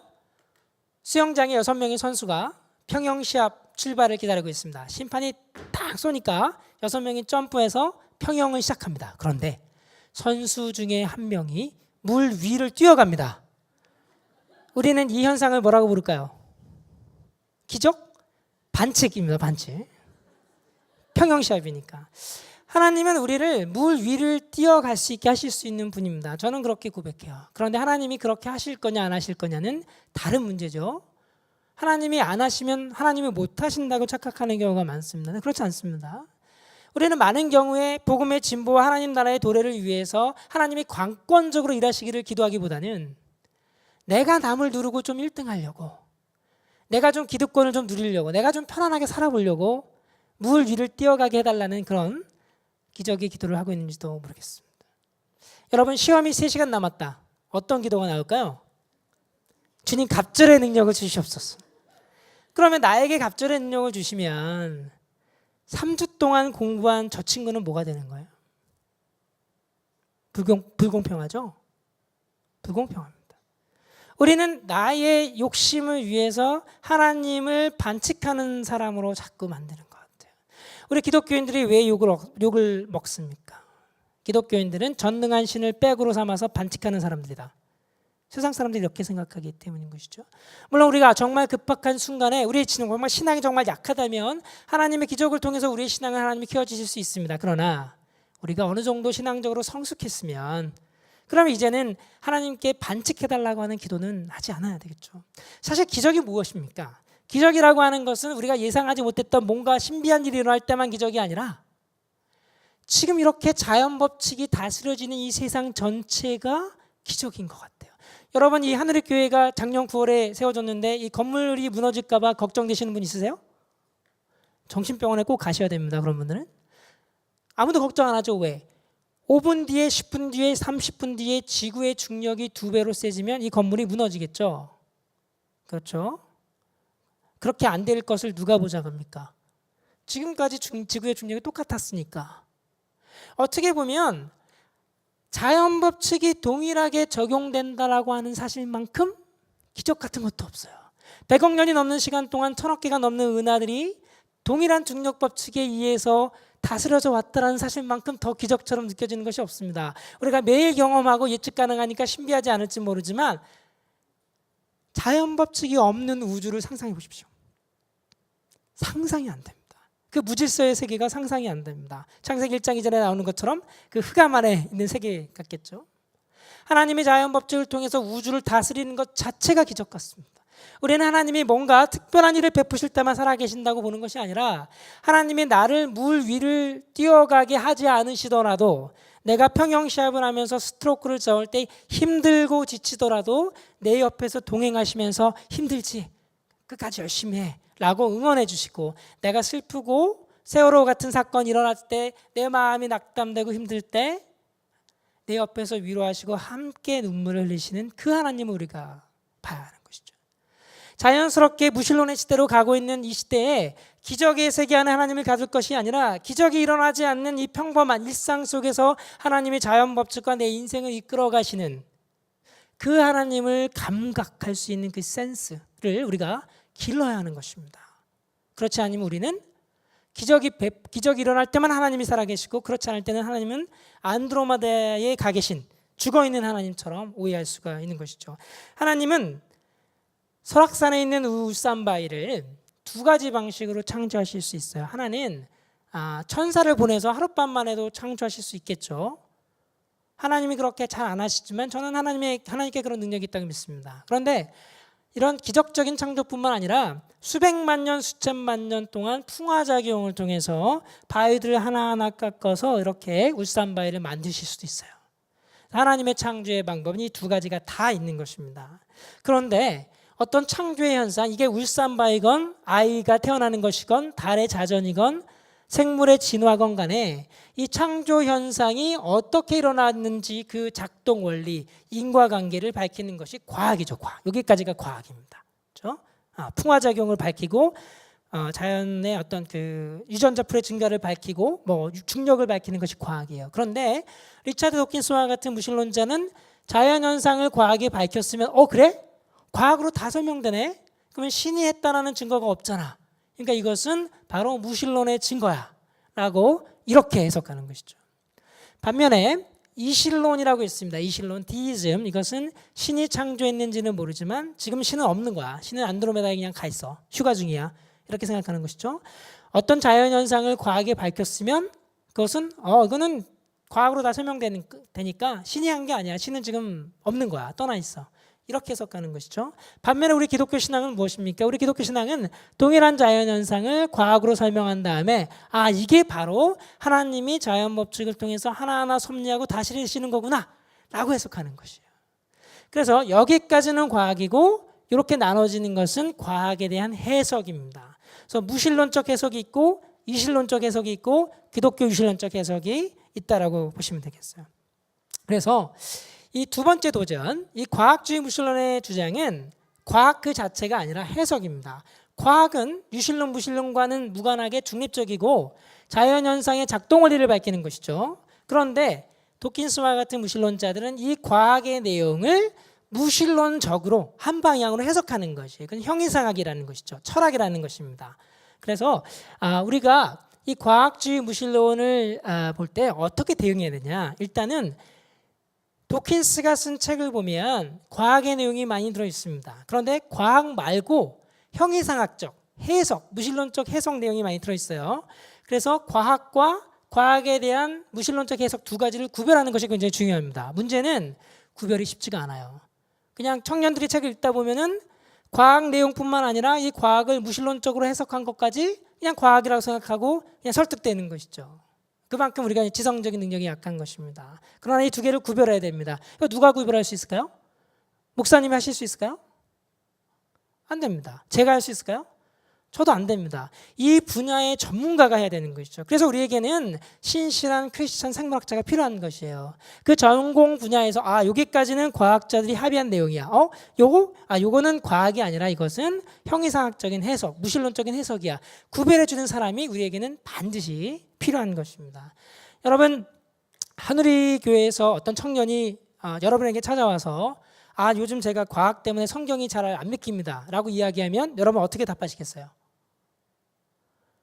기도 더 해봐. 금식 기도 좀 해봐. 이거는 누가 해야 됩니까? 이거는 여러분이 하셔야 됩니다. 그 형제에게, 그 자매에게 필요한 것은 지성적인 답변이에요. 그래서 우리는 질문을 허용하고 그 질문을 답할 수 있게끔 도와줘야 됩니다. 그래야 우리 신앙이 무신론의 공격에 맞서서 튼튼하게 설 수가 있는 것입니다. 이제 마지막으로 근본주의 기독교의 도전이 한국교회가 직면하고 있는 세 번째 도전이에요. 과학을 보면 우주나 지구나 생물의 나이를 굉장히 길게 이야기합니다. 반면에 여러분 우리가 동영상은 우리가 보지 않았는데 봤다고 가정하고 최근에 여러분 어느 중소기업부 장관 후보자가 지구 6천 년설을 믿는다고 해서 사회적으로 굉장히 큰 이슈가 됐었습니다. 이 창조과학, 특히 그 젊은 지구론이라고 하는 것은 하나님이 약 10,000년 전에 지구와 우주와 인간 모두를 창조했다라고 보는 관점이에요. 그래서 이 젊은 지구론, 그러니까 10,000년밖에 안 됐으니까 젊다고 이야기하는 것입니다. 이 창조과학의 견해와 과학은 서로 함께 갈 수가 없습니다. 서로 모순되죠. 어떤 아이가 부모에게 나 이제 주일학교 안 나가 라고 선언을 했답니다. 부모가 물어봤어요. 왜 그러니? 그랬더니 교회에서 거짓말을 했답니다. 무슨 거짓말을 했니? 알고 봤더니 이 아이가 학교에 가서 과학을 배우기 시작했는데 학교에서 배운 과학과 교회주일학교에서 배운 내용이 서로 모순되는 거예요. 교회주일학교에서는 인간과 공룡이 함께 뛰어노는 창조과학 비디오를 이제 본 거죠. 지구의 나이가 10,000년이라고 하고 배웠는데 학교에 가서 과학을 배웠더니 지구의 나이는 46억 년이고 공룡은 6,500만 년 전에 멸종됐다고 배운 거예요. 둘 중에 한 군데서 거짓말을 한 거죠. 이 아이는 교회에서 거짓말을 했다고 판단했어요. 교회를 안 나가겠대요. 이 부모가 물어봅니다. 어떻게 우리 아이를 설득해야 주일학교 다시 나갈 수 있겠냐. 만약에 이 아이가 교회가 아니라 학교에서 거짓말을 했다라고 판단했으면 어떻게 됐을까요?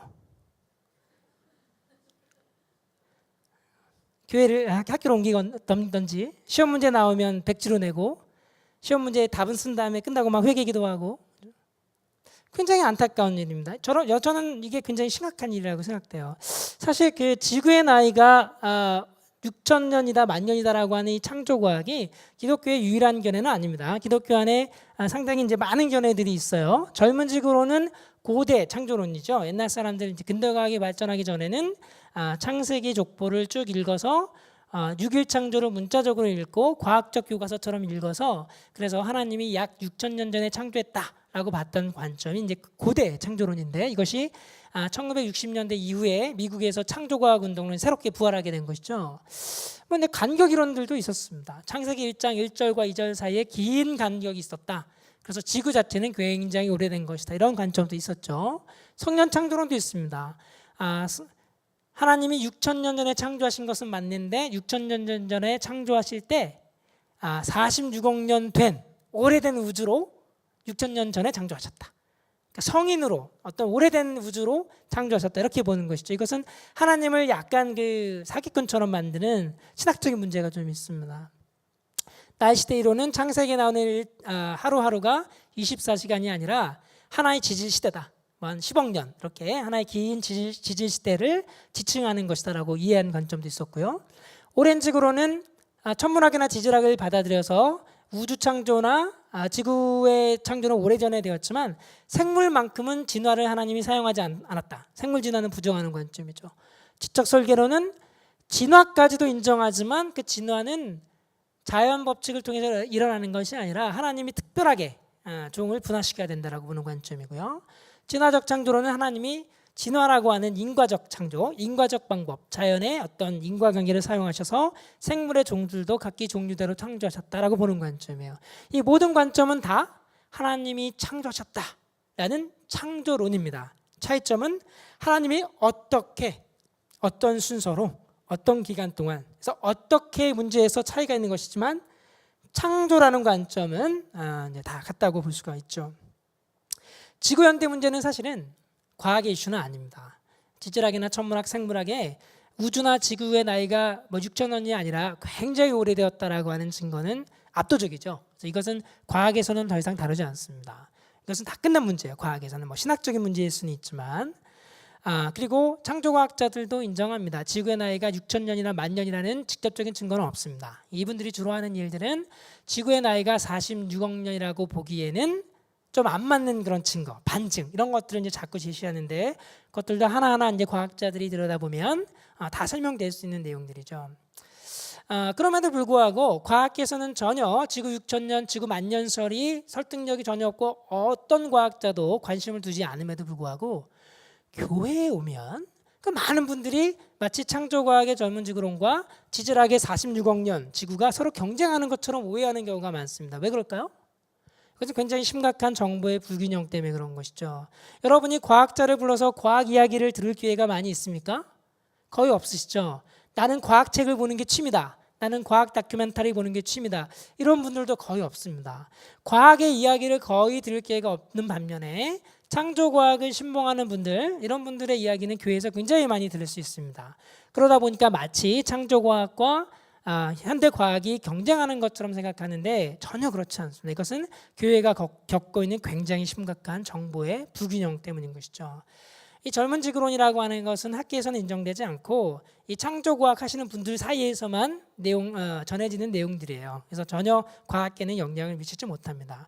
물론 이분들은 탄소라든가 혹은 그 방사성 동위원소 연대 측정법이 틀렸다라고 주장하는데 만약 정말 틀렸으면 어떤 일이 벌어질까요? 우주나 지구의 나이가 이렇게 100억 년, 50억 년이 아니라 만 년이라면 무슨 일이 벌어질까요? 우리가 알고 있는 이 현대 과학이 송두리째 다 바뀌게 됩니다. 이것을 만약에 논문을 써서 증명할 수 있다면 노벨상 12개는 받을 수 있을 거예요. 근데 그런 일이 왜 안 일어납니까? 이것은 과학에서는 다 끝난 문제이기 때문입니다. 이분들은 이제 과학계에서 이제 그 창조과학의 사람들을 뭐라 그러죠? 진화론을 설파하기 위해서 모든 과학자들이 짜고 이렇게 이 창조과학을 배격한다라고 음모론을 제기하는 분들이 있습니다. 그런데 그것은 옳지 않습니다. 과학자들이 그렇게 호락호락한 사람들이 아니죠. 과학자 스스로가 하나하나 기존의 과학의 학설을 뒤집기 위해서 눈이 충혈되는 사람들인데 과학자들이 전부 약속하고 진화론을 설파하기 위해서 우주의 나이나 지구의 나이를 그냥 길게 그렇게 주장할 뿐이다. 이것은 사실은 이제 굉장히 받아들이기 어려운 이야기가 되는 것입니다. 그럼 우리는 진화 이론 진화주의를 어떻게 이해해야 될까요? 진화 창조 논쟁, 진화론 창조론 논쟁이 굉장히 많은데 가장 중요한 것은 진화라는 말로 내가 어떤 뜻을 담고 있느냐가 중요합니다. 그래서 세 가지로 나누어야 되는데 진화, 영어로 evolution이라고 하는 말은 이것은 시간에 따른 변화입니다. 그래서 우주가 단순한 우주에서 복잡한 우주로 바뀌는 것을 우주 진화라고 부르고 별이 내부에서 핵융합 반응을 통해서 변하는 것을 별의 진화, 생물의 종이 새로 태어나는 것을 생물 진화 이렇게 부릅니다. 지구의 어떤 지층들이 바뀌는 것들을 이제 지구 진화 이렇게 부르는 것이죠. 과학자들이 사용하는 진화라는 말은 시간에 따른 인과적 변화예요. 이거는 데이터입니다. 데이터. 이 데이터, 경험적 자료죠. 이 데이터를 받아들이지 않으면 대화가 불가능합니다. 두 번째, 진화 이론은 뭘까요? 진화 이론은 이런 진화라고 하는 현상이 어떻게 일어났는가 그 인과관계를 설명하는 과학적인 설명 체계죠. 그래서 진화 생물학, 우주 진화, 별의 진화학 이런 것들이 이제 그 과학적인 설명입니다. 이 진화 과학은 누가 판단해야 될까요? 목사님이 판단할 수 없습니다. 과학자들도 자기 분야가 아니면 판단할 수 없어요. 이것은 그 분야의 전문가들이 판단해야 되는 것입니다. 이 과학이 얼마나 엄밀하게 이 진화 현상을 잘 설명하는지는 그 분야의 전문가가 판단해야 되는 것이죠. 종종 어떤 목사님들이 강단에서 진화론은 전혀 검증되지 않은 가설에 불과합니다. 이런 얘기를 하시는 분들이 있습니다. 이분들이 그 진화과학에 대해서 전혀 논문이나 책도 안 읽어보신 분들일 텐데 지난 5년, 10년 동안 진화과학이 얼마나 발전했는지 전혀 모르시는 분일 텐데 강단에서 그런 얘기를 과감하게 하시는 것이죠. 이것은 전 세계의 진화과학을 공부하는 수많은 과학자들에게 굉장히 무례한 이야기가 될 수 있습니다. 기독교가 원래 무례하니까 그 정도는 괜찮다. 이렇게 생각하시면 안 되는 거죠. 굉장히 무례한 얘기일 수 있습니다. 진화주의는 뭘까요? 진화주의는 이 진화라고 하는 현상을 과학으로 그 작동 원리를 다 설명했더니 그래? 그럼 그건 신이 하는 게 아니네. 신이 없다는 증거야. 이것이 바로 무신론의 증거야. 라고 형이상학적으로 해석하고 주장하면 그것이 진화주의가 되는 것이죠. 이 진화주의가 바로 우리가 반대하는 진화론입니다.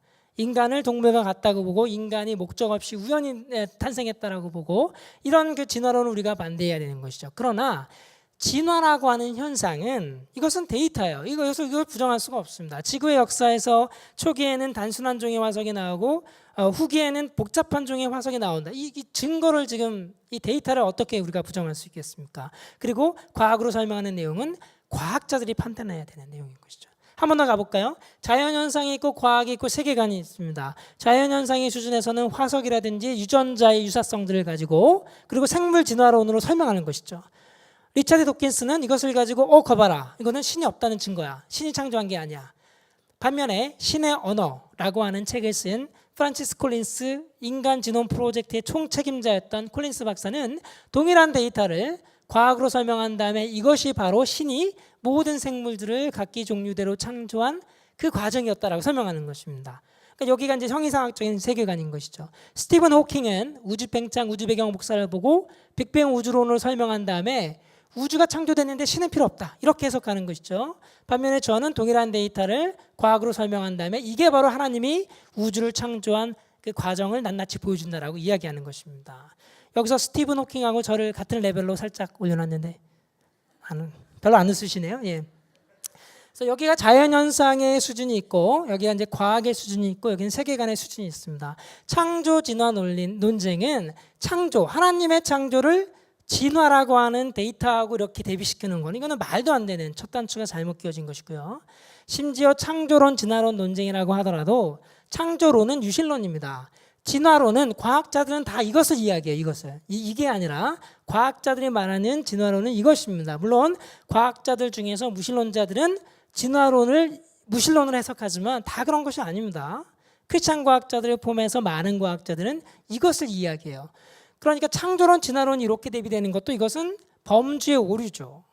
범주의 오류입니다. 데이터와 과학과 세계관, 형이상학을 섞어서 논쟁을 하면 범주의 오류가 되는 것입니다.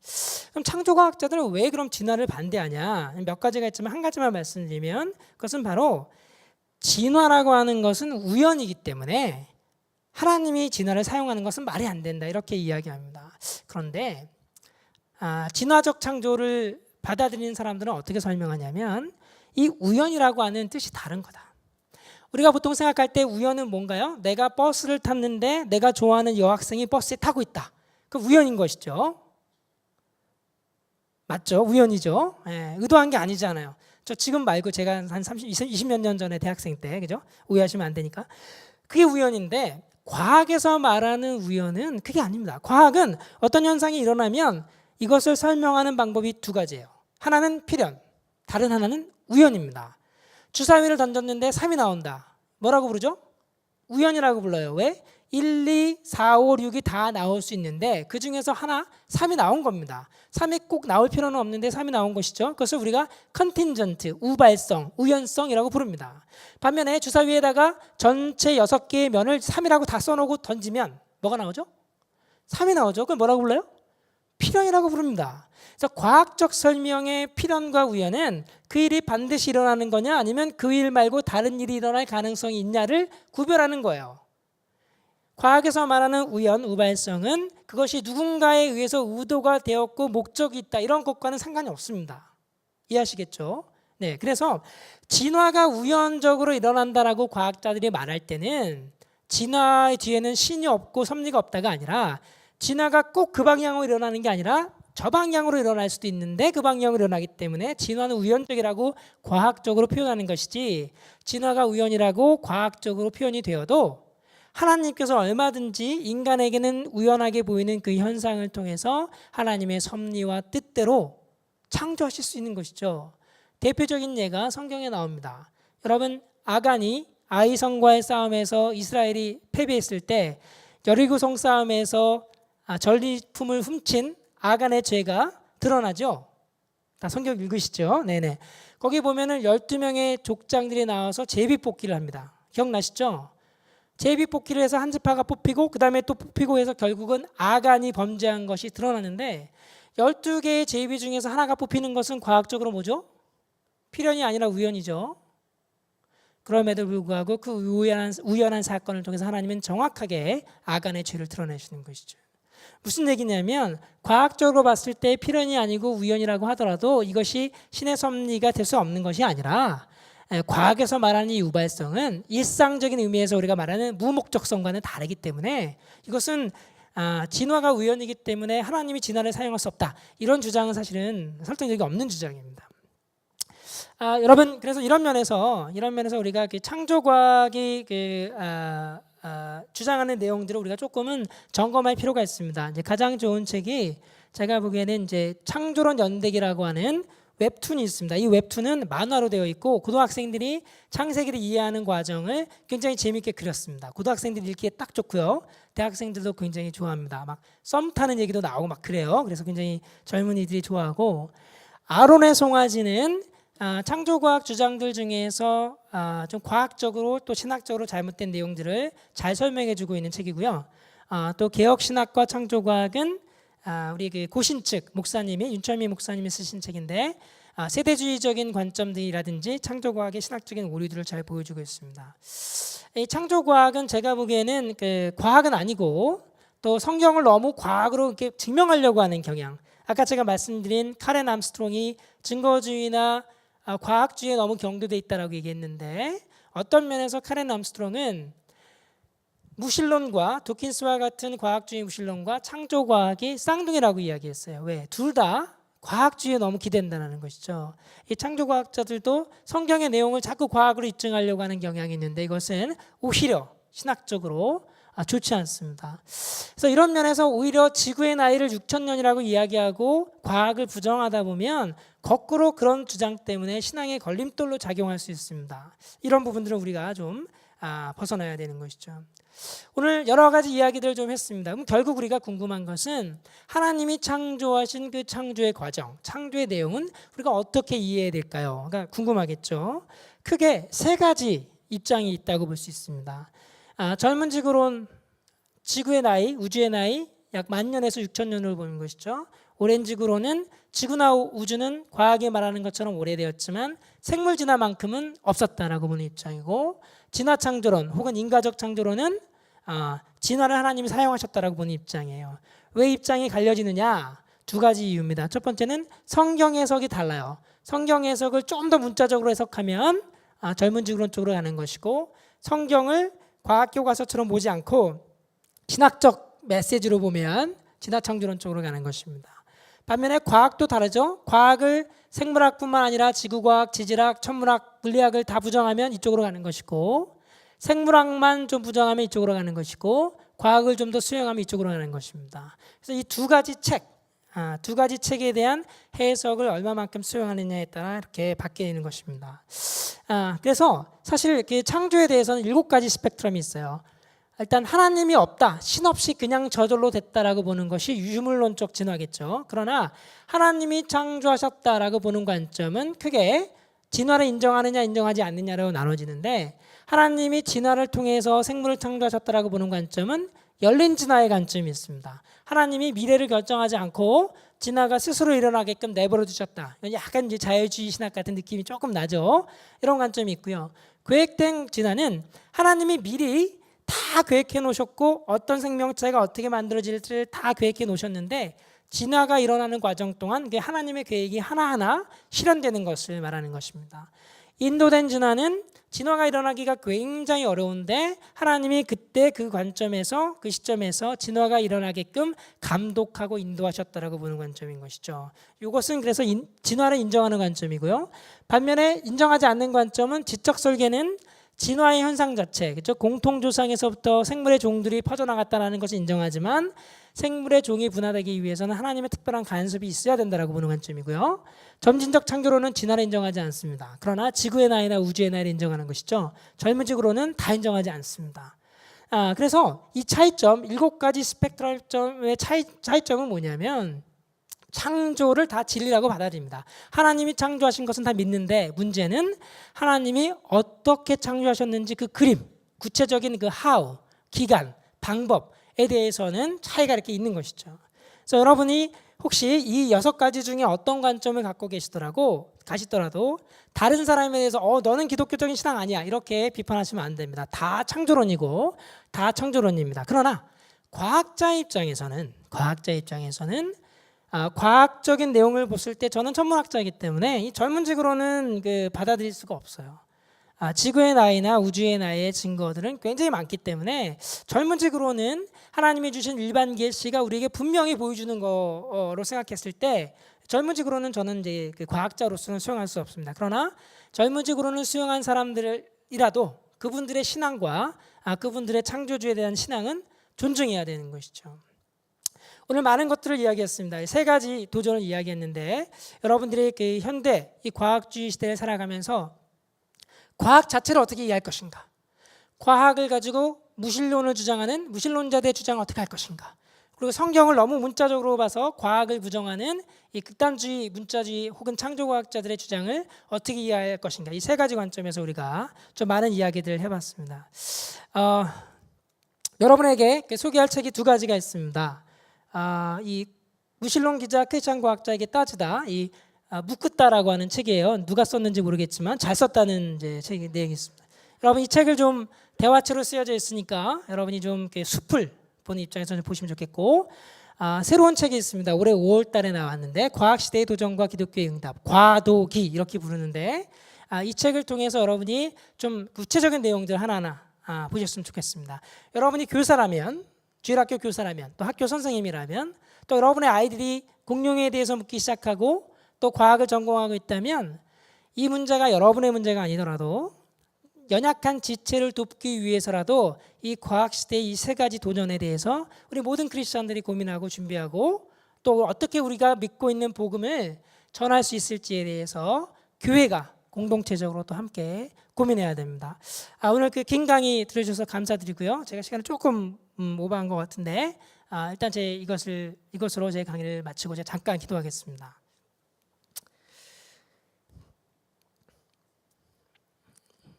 광대하신 하나님, 우리가 감지할 수도 없는 또 상상할 수도 없는 이 광대한 이 거대한 우주를 100억 년 이상의 긴 시간 동안 오래 참으시면서 또 하나하나 준비하시면서 마침내 하나님을 닮은 우리 인간들을 창조하시기 위해 그 긴 시간 동안 섭리하고 다스려오신 그 창조자 하나님께 우리가 영광을 돌리고 감사를 드립니다. 하나님, 과학이 발전한 이 과학의 시대에 많은 사람들은 하나님이 없다고 하고 하나님을 볼 수가 없다고 하고 하나님을 느낄 수가 없다고 하는데 우리 안에 살아계신 또 우리 공동체 안에 살아계신 하나님께서 우리로 하여금 하나님을 느끼고 하나님을 볼 수 있는 영적인 눈과 영적인 감각들을 허락하여 주시고 이 시대에 세상의 것들 쫓지 않고 세상과 역행하여서 하나님의 선하고 온전하시고 거룩한 뜻이 무엇인지 분별하며 하나님께 시선을 두고 나아가는 우리 개개인들 또 우리 하늘의 교회가 될 수 있도록 하나님 도와주시기 원합니다. 특별히 우리 주변에 과학 때문에 신앙의 걸림돌이 되어 여러 가지 어려움들을 겪고 있는 지체들을 우리가 한 마리의 잃어버린 양처럼 기억하고 그들을 위해서 기도하고 또 지적인 작업을 통해서 돕고 섬길 수 있도록 우리 이 교회를 하나님 사용하여 주시기를 간절히 원합니다. 감사드리고 모든 것을 예수님의 이름으로 기도했습니다. 네, 감사합니다.